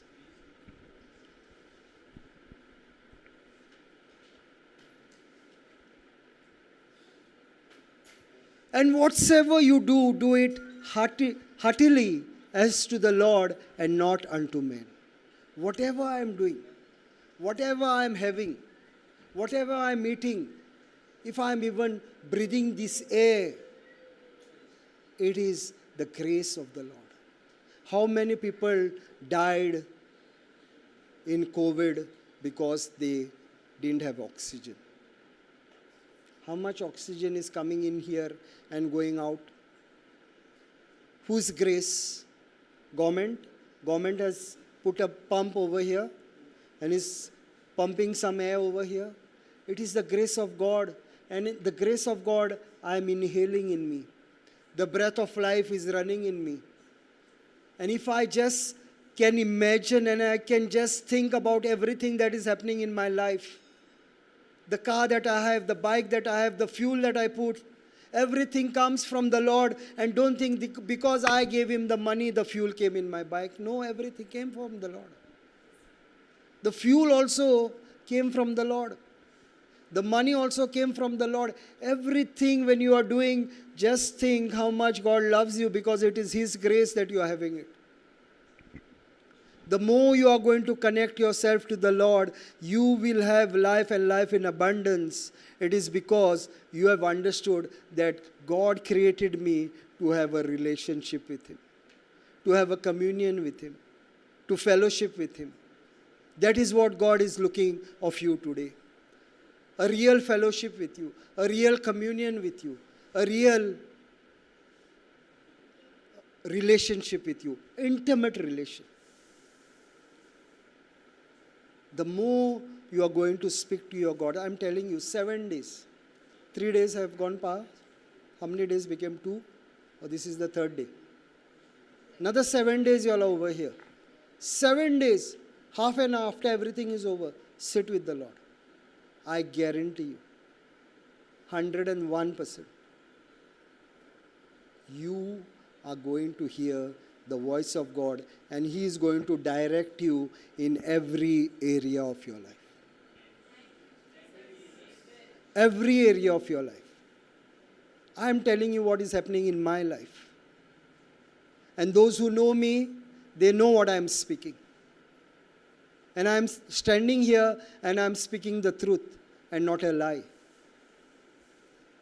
If God can use me, he is waiting for your answer. Are you ready to serve me in whatever way you want? Whatever way. I'm not saying everybody will preach, but God has a plan for you.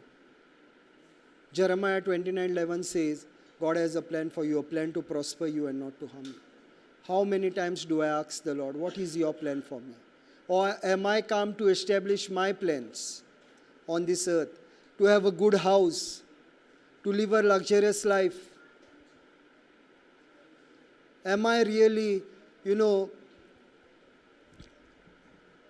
God spoke to me on 31st of December. God spoke to me on 31st of December. And he said, your ministry is going to take a flight from January.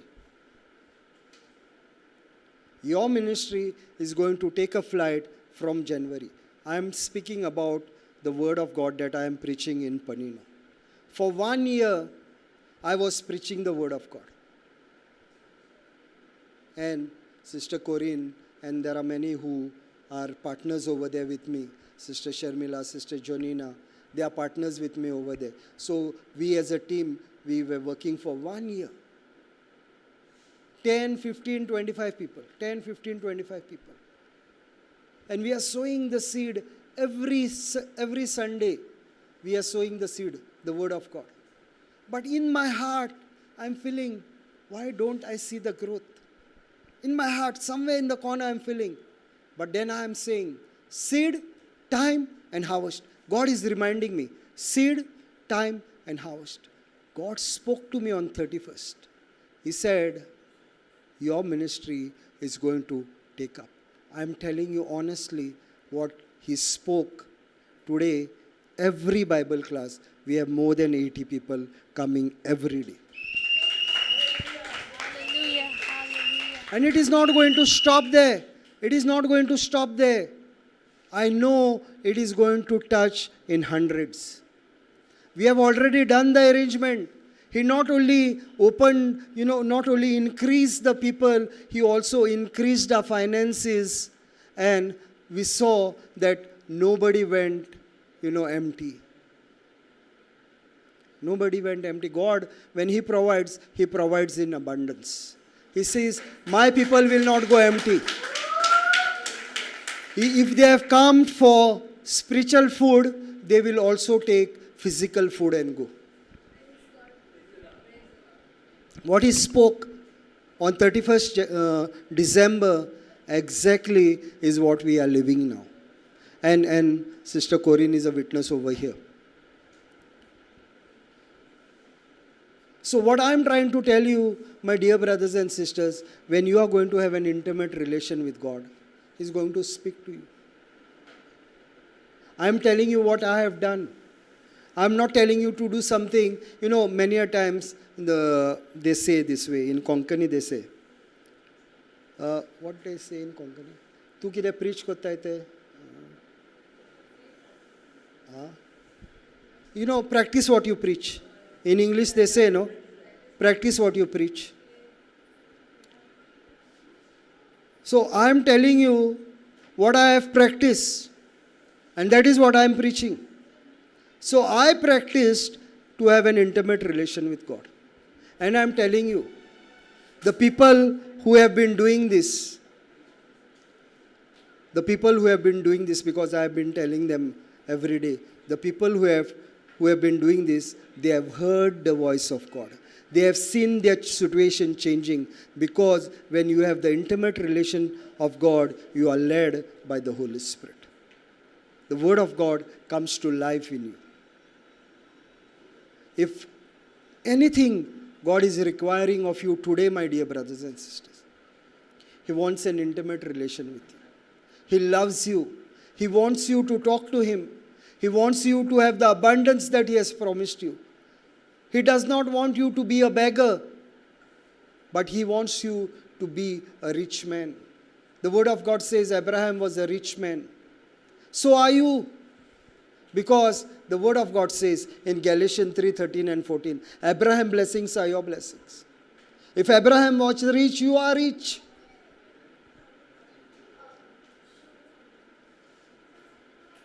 God has done everything. It's there in my spirit. It's only how do I bring it in my physical. And I'm telling you, the best way to bring in your physical is sitting with the Lord. And I'm saying it again and again. And sometimes people get irritated because I say it again and again. But if you say it again and again, the lady with the issue of blood, she heard it again and again, again and again, again and again. And she got the faith. And she said, if only I touch His garment, I shall be healed. And you are saying, if only I do what brother is saying, I will have what he is having. Guaranteed. Guaranteed. So therefore, my dear brothers and sisters, half an hour, every day, 10 minutes, you speak to the Lord, 10 minutes sit, 10 minutes speak in tongues. This is what I do every day, and every day I have a new revelation. Every day God is speaking to me. Because He said He is going to speak to me. My sheep shall hear my voice. That means He is going to speak. Only when He speaks can I hear. He is promising, I am going to speak to you. But when the sheep is with Him. Praise God. Hallelujah. Thank you, Jesus. I think. Yeah. So anyone is having require any healing? Anyone who requires any healing? Any problem, healing problem or anything? Sister, just put John 14:12. Who? Yeah, no, you. Let her come. You come, and any more people also come. Because I am not going to do this. I'm putting this scripture. I want to see, now you all heard the word of God. Now you all said we believe, we are born again. Now how many of you all want to exercise what this word of God says? Now how many of you all want to exercise what this word of God says?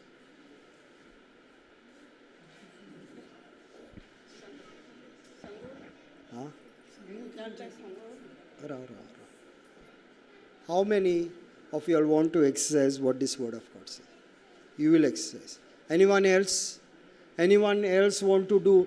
The word of God is saying, verily, verily, I say unto you, he that believeth on me, the works that I do also he shall do also, and greater works than this shall he do, because I go unto my Father. So how many people? You are ready. You are ready. You are ready. Come on, all come. All come. So you all will place your hands on this. Because the word of God says in Mark 16:18, when you lay hand on the sick shall recover. So I want you all to lay your hands on. No telling what sickness is there in the body. Not required. God knows what sickness is there in the body. Come, little this side. Come, little this side.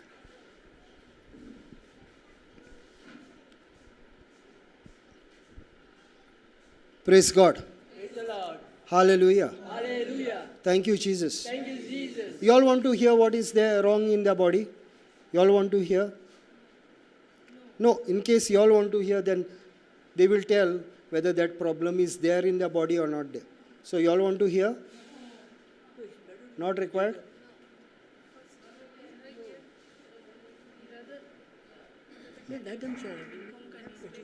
Okay.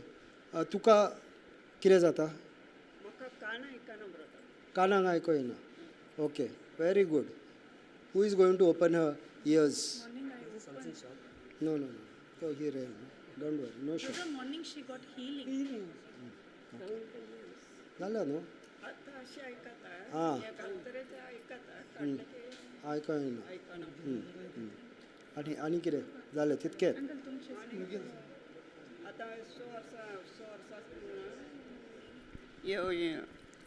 गुळये खाते आसा म्हणून म्हज्या मिदळाक बाव जाल्लो केरळाक पट्टो वचून घेवन prayer आयकून हे तरेचे म्हाका तें ऑपरेशन करचें कॅन्सल जालां. 3 म्हयने टायम दिल्लो म्हाका मरता म्हणून घेवन ऑपरेशन केल्यार उरना म्हणलें. मागीर थंय ते प्रेयर जाता आसतना हांव बरें जालें. म्हाका तें कॅन्सल. आतां बरें आहा. म्हागे आनीक एक हांगा भाव जाला ताणेंय देवान म्हाका बरें केलें. भाव बी आपणीच गेलो तो. आतां हेका दम आसलेलो आनी अपेंडीस जाल्लें तेका. अपेंडीस जावन ना मस्त शिकार आसलेलो. मरतासो जावन आसलेलो. मंगळूर व्हरोन घेवन आस्पत्रेक दाखोवन हाडलें. ते आस्पत्रेक दाखयतकीर ते सर्जनान आनी पुरो गुळयो वखद दिले. ऑपरेशन नाका म्हणून. की आतां शॉर्टान आमकां कळलें कितें आहा पळय तें. तुज्या पोटान प्रॉब्लम आहा आनी तुका मातशें स्वास घेवपाक प्रॉब्लम आहा. जालें ओके. बरें. आतां पळोवया आमी. या हां you also want healing? Okay. Stand here. No, that is okay. God knows what you have.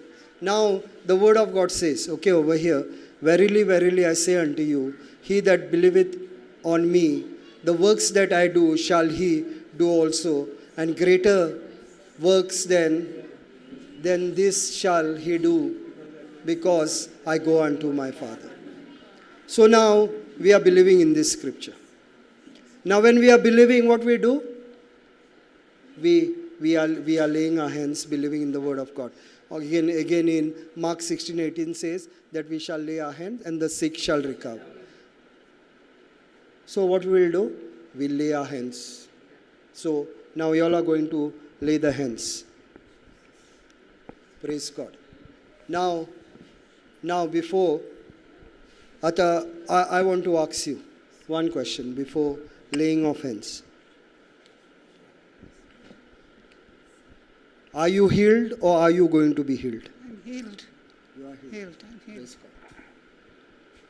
तुका पेकोणी मेवतली काय तुका पेकोणी मेवली? पेकोणी मेवले म्हाका. Praise God. So the job is easy. So they have already believed. Okay? Now we will do our believing. They believed and they are going to have what they have believed. That is what the word of God says. No, Mark 11:24. When you pray, you believe that you have received it and it shall be healed. So they have believed that they are healed. Now they are receiving what they have believed. Okay? So now you all lay your hands on her. Yeah. Lay on her also. Anyone. Okay.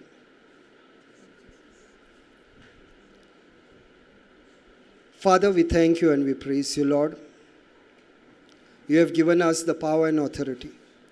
And all those who have believed in your word, Lord, they are laying their hands as an act of faith. Because you have already healed them 2022 years ago. In the spirit, they are perfect, Lord. Now what there is in the spirit, we are calling it out into their physical. By the power of the Holy Spirit, Lord, we believe right now, whatever sickness was there in the body, Lord, you have taken it on the cross. By your wounds and by your stripes, they are healed in Jesus' name.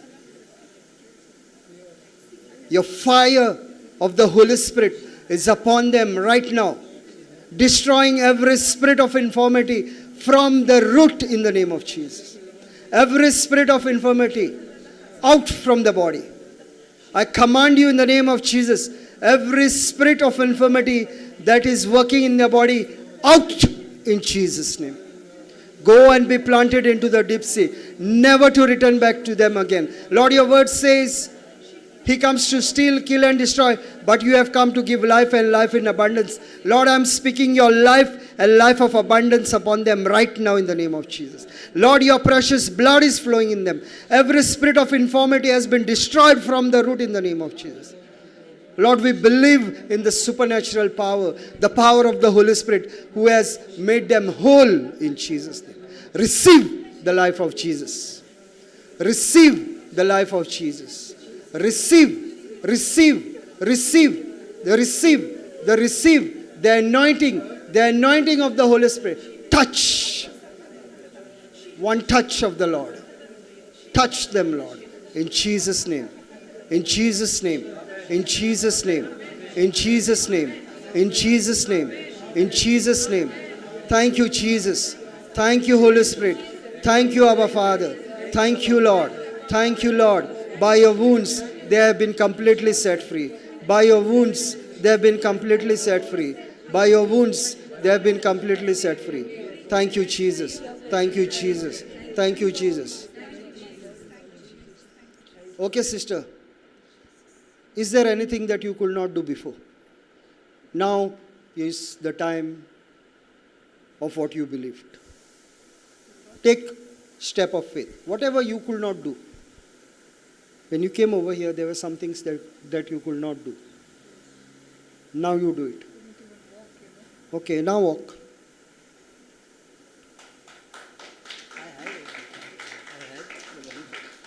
Now you're feeling strong in your walking. Don't worry about it. Don't look at anything that is. Are you feeling strong now? I'm feeling stronger. Definitely. Praise you, Jesus. Really. Praise you. I'm feeling stronger. Praise God. Yes. Now, what you prayed, Yes. you have believed. Yes. When you have believed, you have received. Okay. Over. Job done. Praise God. No sickness in your body anymore. No sickness in your body anymore. Never anymore. Never anymore. Just put your hands up and say, thank you, Lord. Thank you, Lord. By Thank your you. wounds I am healed. By your wounds I am healed, Lord. Completely healed, Lord. I am completely healed. Jesus. Thank you, Jesus. Thank you so much, Jesus. Thank you, Jesus. I love you, Jesus. I love you. I love you. I love you. I love you, Jesus. I love you. You are set free. See, I was catching my hands and legs. My hands and legs were crashing for a long time, long period. Now I think that the crutches are gone actually from my hands and legs. That is very important. For long years I was using the medicine also. I have brought with me the medicine. So it was crashing. Now I feel that crutches are gone. So that is it. Now, what did he do? He came to lay hand on the sick. Now the word of God is a double-edged sword. It went that side and it went this side. Praise the Lord. So Praise the Lord. he prayed for somebody's healing. He got healed. Praise God. Praise the Lord. Hallelujah. Hallelujah. Thank you, Jesus. Thank you, Jesus. Never again it is going to scratch you. You are set free of scratching. Even body was scratching. No, now it is not going to scratch. Every day you are going to have By bath. scratching on the hand. Every day you are going to. Okay, now don't speak those things. Okay, now every day when you are going to have bath, Yes. say, Lord, Yes. I am having bath with your precious blood, Okay. and I have a perfect skin. Thank you, Jesus. Thank you. Finish. Thank you. Praise God. Sister, you also sit. आता कशें वाटतं तुका? बरं झालं गुण झाला म्हाका बरं झालं जेजून आपडले की म्हाका सगळे पिडा पयस करले देवा गारगावन दिता ओगडा पन्यार आणि तू परत आणि गरज पडची ना तुका. थँक्यू पूण डेली कितें म्हणूंक जाय? मागणी करून जाय जेजू जेजू तुज्या गायांनी तुझ्या गायन हांव गुण संपूर्ण गुण जाला या डेली म्हण जे- डेली संपूर्ण संपूर्ण गुण जाला आणि तुका म्हाका फाटीक दूख आसलेले बरोबर आतां पयलीं कमी जालें कमी जाल्या काय तुजी मातशी उरल्या? ना ह्यांच्या कानांचे आयकनासलें काल केला न्हू सकाळी केला बरोबर आज मागीर सकाळी. जालें तें हां पावले बरें जालें. जालें. ऐकूंक येता हें काड आतां. Machine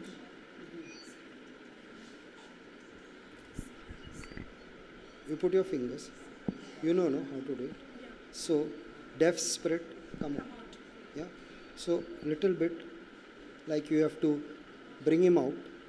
So you make a hook and don't pull the ears too hard. So just give a pull and say, deaf spirit, come out. Yeah. So you are going to do it, and it is already done. So don't worry. You are doing the act of faith. It's already done. Her ears are already restored. डोळे दांपा डोळे दांपा डोळे दांपा डोळे दांपा पत्तिया जिजून तुमकां गुण केला जिजू तुमकां आपुट्टे आसा म्हणून पत्तियेचे ओके थँक्यू जीसस म्हणटे रावा Lord, I thank you and I praise you. As you said, when believers lay hand on the sick, sick shall recover. In Jesus' name, I command the deaf spirit, in Jesus' name, come out. I said, out. I said, come out. Thank you, Jesus, that she is already set free. She is already set free. In the name of Jesus, she can hear completely. And the deaf spirit has already left her. And now she can see, she can hear perfectly. Thank you, Jesus. Thank you, Jesus. Thank you, Holy Spirit. Now go over there and say hallelujah. Hallelujah. Na, tell. Hallelujah. तू कितें म्हणटा तितकेंच सांग. ना Hallelujah. Hallelujah. Thank you, Jesus. and completely healed. In the name of Jesus. In the name of Jesus. English. जेजूच्या नावान हांव संपूर्ण संपूर्ण बरी जाल्या. बरी झाला. अरे इतकी पयस आहा ती भयण तुका सारकें आयको येता. हालेलुया. Thank you Jesus. जाले तूं आनीक चिती नाकाय. जाले पळय ती तितके पयसच्यान उलयता म्हाका आयकपाक त्रास जाता तुका आयकपाक जायना. जाले. Praise God. Hallelujah. Thank you, Jesus. Now, is the word of God alive and active? Now, did I lay my hands? You all laid your hands. So there is power in your hands. Do I have to lay it every day? Come on, lay it every day. Now there is a brother. Now he is going to do. Now this is act of faith. Come on, come. How many people want to come? Come. See, he is suffering from cancer. So now you want to kill the cancer. For God, now tell me, for God, what happened with that brother? What happened with that mummy and daddy? What happened to them? Is that the same sickness? For God, every sickness is same. Or God has to sweat when it comes to cancer. Does God has to sweat when it comes to cancer? No? Come this side. Okay? So that you all... yeah. So, now you all are going to lay hand on this brother. And I am guaranteeing you, 101%, his cancer is already on the cross. Correct? It's already on the cross. Jesus has paid the price. So when he has paid the price, what I do? I just believe, and the word of God says, when I lay hand on the sick shall recover. Now we are doing the act of faith. What God said, we are taking the leap of faith. And we are believing that when he goes to the doctor again, the doctor is trying to find the cancer, but he cannot find it anymore. He's going to try and find it. He's going to do the test 1 time, 2 times, but he's not able to find it. That is the act of faith. So, no more cancer in his body.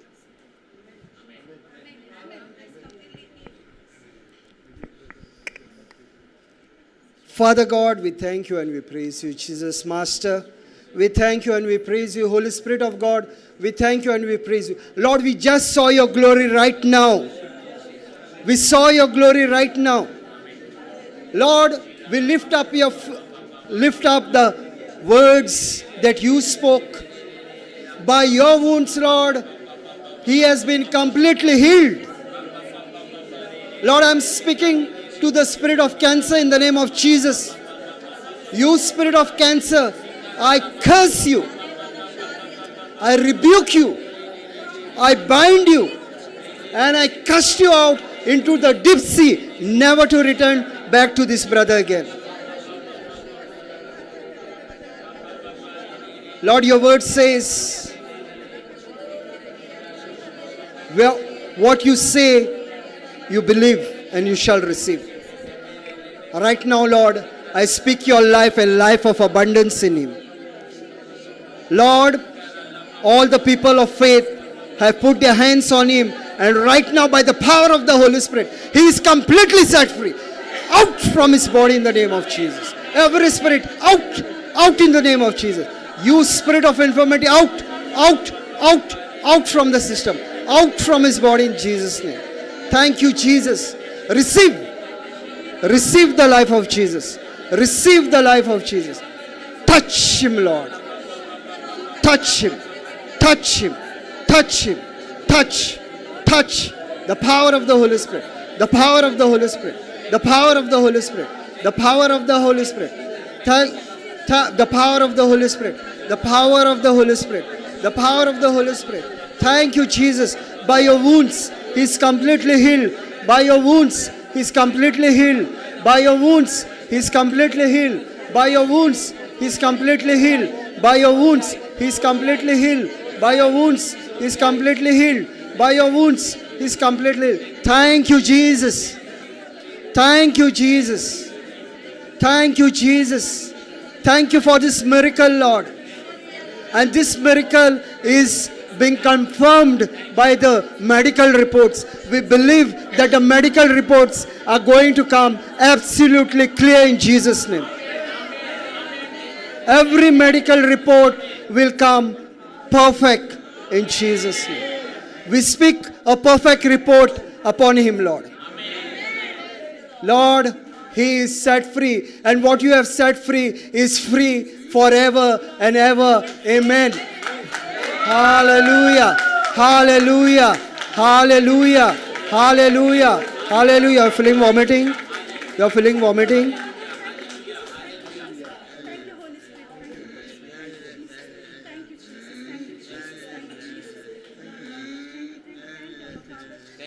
Thank you, Jesus. Thank you, Jesus. Thank you, Jesus. Okay. Okay. Okay. Okay. Okay. Okay. Okay. Calm down. Calm down. Calm down. Calm down. Calm down. Calm down. Calm down. Calm down. Okay. बरं वाटलं तुला? हां? मराठी येते तुला? हां. English. Hindi. Hindi आती है. बोलो यीशु आपके गांव से मैं बिल्कुल चंगा हो चुका हूँ. यीशु आपके गांव से मैं बिल्कुल चंगा हो चुका हूँ. यीशु आपके गांव से मैं बिल्कुल चंगा हो चुका हूँ. हो चुका है. He said, by the wounds of Jesus, I am healed.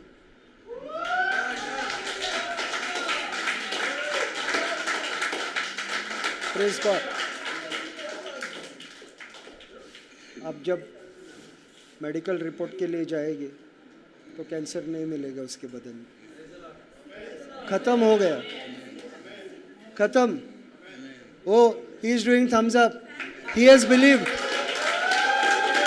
Praise God. Praise God. Are you believing?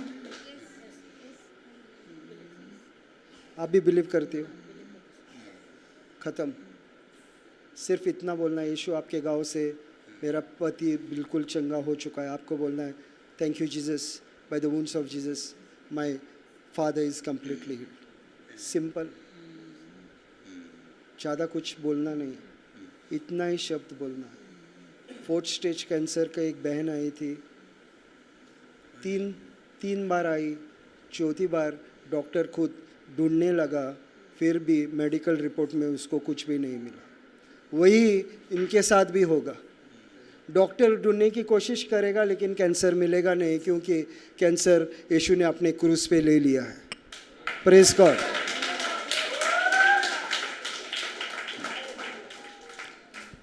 So we will do a Thanksgiving prayer before we wind up. Lunch break, brother. Dinner break. Okay.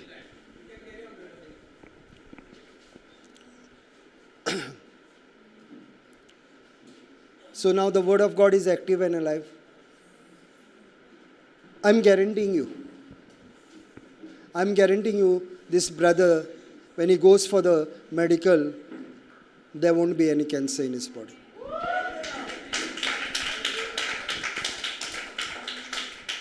Because if that sister got healed, if that brother got healed, if her ears have been restored, if his body has been restored, every sickness is the same for Jesus. Because he has already paid the price. Nothing is left.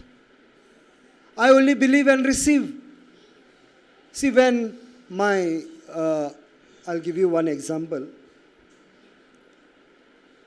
I took a TV in Porvorim, in Mapsa. I took a TV in Porvorim. But I gave a delivery to the place where I preach, Panino, Majorda. I paid the price over here. Did that sister have to pay any price over there? She only had to. Jesus paid the price on the cross. He only has to. He received. No payment required. It's already done. Game over. Cancer, game over.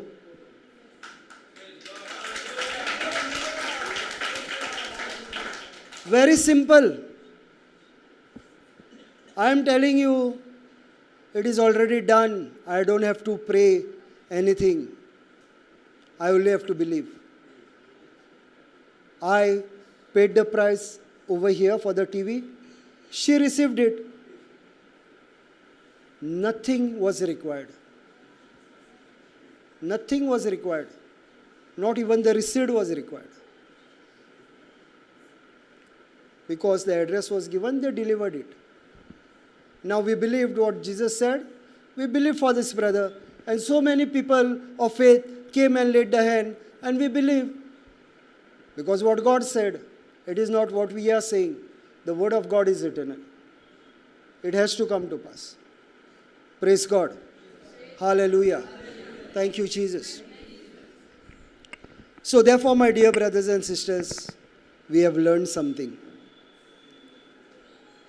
Now what we have learned, now there will be somebody in the neighborhood. And they will come and tell you, my son is sick. Don't wait for anything. Don't wait, that somebody will come and request you. He just came and told you that, my son is sick over there. The word of God says, go and lay your hand. And just say, by the wounds of Jesus, you are healed, and move from there. The word that you spoke is going to perform. If God created heaven and earth by the spoken word, and if you are in His likeness and image, if what God spoke came to pass, what you speak also comes to pass. Because the word is a seed, is a container. It takes the raw material and brings the finished product. The raw material is, you said by faith, Lord, you said go and lay hands on the sick. I laid hands on the sick. And now I know the finished product has to come, so I move. I did my job and I'm moving. I'm not looking at the harvest. Harvest is not mine. Sowing the seed is mine. Watering the seed is mine. Harvest is God's. And that is what He reminded me when I was praying that, God, when am I going to see the supernatural? He said, seed, time, harvest. And when He reminded me seed, time, and then He spoke to me and said, now it is going to happen. And the minute He said, now it is going to happen, I saw that the harvest was coming. God is going to speak to you. He loves you. Whether you love Him or you don't love Him, it does not matter. He loves you. But if you go to Him, not only will His love flow in you, your love will flow also in others. Because what you are going to receive, you are also going to give it to others. Going in the presence of God is important. In the old covenant, the presence of God, because of the sin nature, was closed for us. But when Jesus came, He tore the veil. And He has opened a way for us to go boldly before God the Father. So when the way has been made for us, why not go? Now, I don't know how many of you all have come from Margao to Penchim. Now there is a new flyover. Why is it made? To ease your life. Again in Penchim, there is a new flyover. That congestion does not come in the market. God has made it available for you. Now, when God has made it available for you, you also have to use what is made available to you. Now, the new highway has been created for you by Jesus, that you can go to the Lord directly. You don't have to go through this one and that one. He's saying, come to me. Come to me, sit with me, and let's talk. Let's have a chat. And as you are going to have a chat every day, God is going to reveal to you what He has for you. Definite. Definite, my dear brothers and sisters. I am not telling you certain things because I should not tell, because I am employed in a government service. For the last 2 days, God has supernaturally kept me home so that I can give the word of God.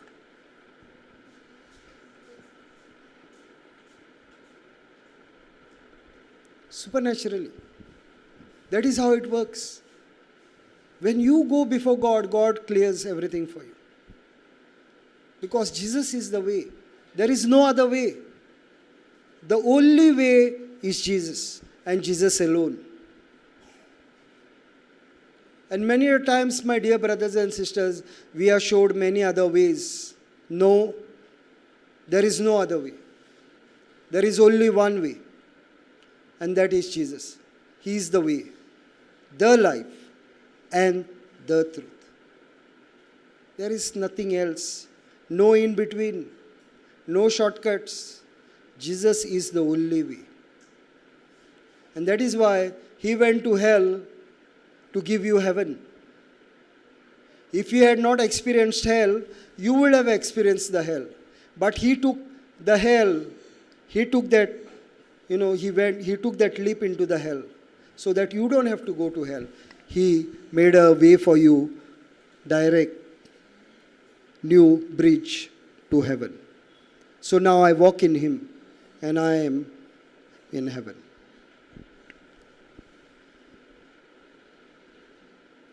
So, this is what God is looking from us. So please have your communication. Don't worry about Him. The Word of God is working in Him. The Word of God is working in Him. So don't be disturbed. The Word of God is really working in Him. That is a confirmation that the Word of God is working in Him. It cleanses you. The Word of God cleanses you. Just the way we have filters in a house, AquaGuard, or there are so many nowadays. It filters the water and gives you. Filtration is happening over there by the Word of God. He said, by the wounds of Jesus I am healed. He made thumbs up. Act of faith. The Word of God is cleansing. We might slip. The Word of God which you have spoken is not slipping. It is active and alive. It is performing even when you are sleeping. Because the Word of God is a spirit. And the spirit does not sleep. Don't think that your spirit is also sleeping. If your spirit is sleeping, that means for you, leave the earth. Your spirit never sleeps. So the work is in progress. Praise God. Hallelujah. Thank you, Jesus. So my dear brothers and sisters, before I end, please do this, what I have told you. God has given us spiritual help, so I told certain things. The first thing I said, when there was a break, I said, call on the Holy Spirit. Yeah? Second, you have to call on the angels. Send them, give them some work. Because God has given them to you. So I use them for what I require them to do. Angels are ministering spirit to all those who are heirs of salvation. God said, I will put my angels around you. So I speak to my angels and I tell them, go move. Where you can't go, send the angels. Tell them, guard my house, I'm going to sleep. No evil spirit can enter my house when you are guarding me. I put an hedge of the blood of Jesus around my house. Angels, you protect this house. So, spiritual help. Call on the spiritual help. Second, call on the Holy Spirit. Third, what I have told and what the topic is all about. Eternal life is knowing God. Having an intimate relation with God. So, sit every day, half an hour. Or if you can't do it half an hour, start with 15 minutes. 5 minutes you talk, 5 minutes let him talk, 5 minutes speak in tongues. And then you can slowly increase your time. If you are unable to do half an hour, start with 15 minutes. But as you are going to do it every day, I guarantee you, you will start listening to the voice of God. He's going to speak to you. Definite. This is definite. This always happens. Because He promised it. It is not I am speaking out of promise. I am speaking what He promised. He said, my sheep shall hear my voice. He said, Jesus said, my sheep shall hear my voice. So, when I am sitting in front of Him, you will hear His voice. He will start speaking to you. When you give time for Him, He will give time for you. Praise God. Hallelujah. Thank you, Jesus. So, I'll end. Father, we thank you and we praise you. Jesus, Master, we thank you and we praise you. Holy Spirit of God, we thank you and we praise you. Thank you, Lord, that your word is a yes and an amen. The word of God says, when the gospel is preached, signs and wonders shall follow. Lord, we experience when the gospel was preached, signs and wonders have already followed. Your word is a yes and an amen. We thank you, Lord, for your glory that your people have seen. And Lord, as they are going to communion with you every day, fellowship with you every day, and when they are going to have an intimate relation with you every day, Lord, I know and I know that you are going to reveal to them the plans that you have for them.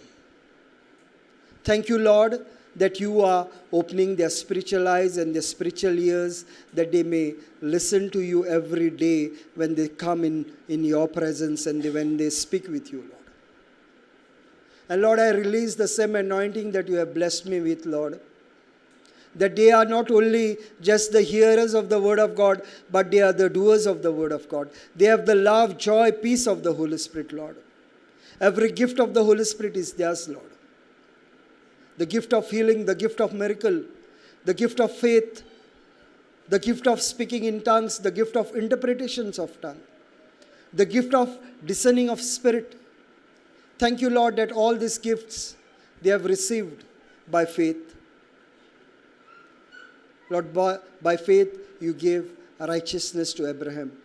And by believing in you, Lord, we have your very righteousness that you have planted in us. Thank you, Lord, that in you we are complete. Thank you for all the signs and miracles that have happened, and that during these days when the word of God will be preached, we believe many signs and wonders will continue over here, Lord, because your word is active and alive. Thank you, Jesus, for everyone, that the word of God has gone deep into their heart and it is staying right there. Satan, take your hands off the body of Christ. Lord, I speak your favor upon their life. They are blessed, they are anointed, they are highly favored, they are rich, they are wealthy, they receive what they seek, Lord. And I believe, Lord, whatever we have prayed, we have already received. We make this prayer in Jesus' mighty name. Amen. Amen. Amen. Amen. Praise God.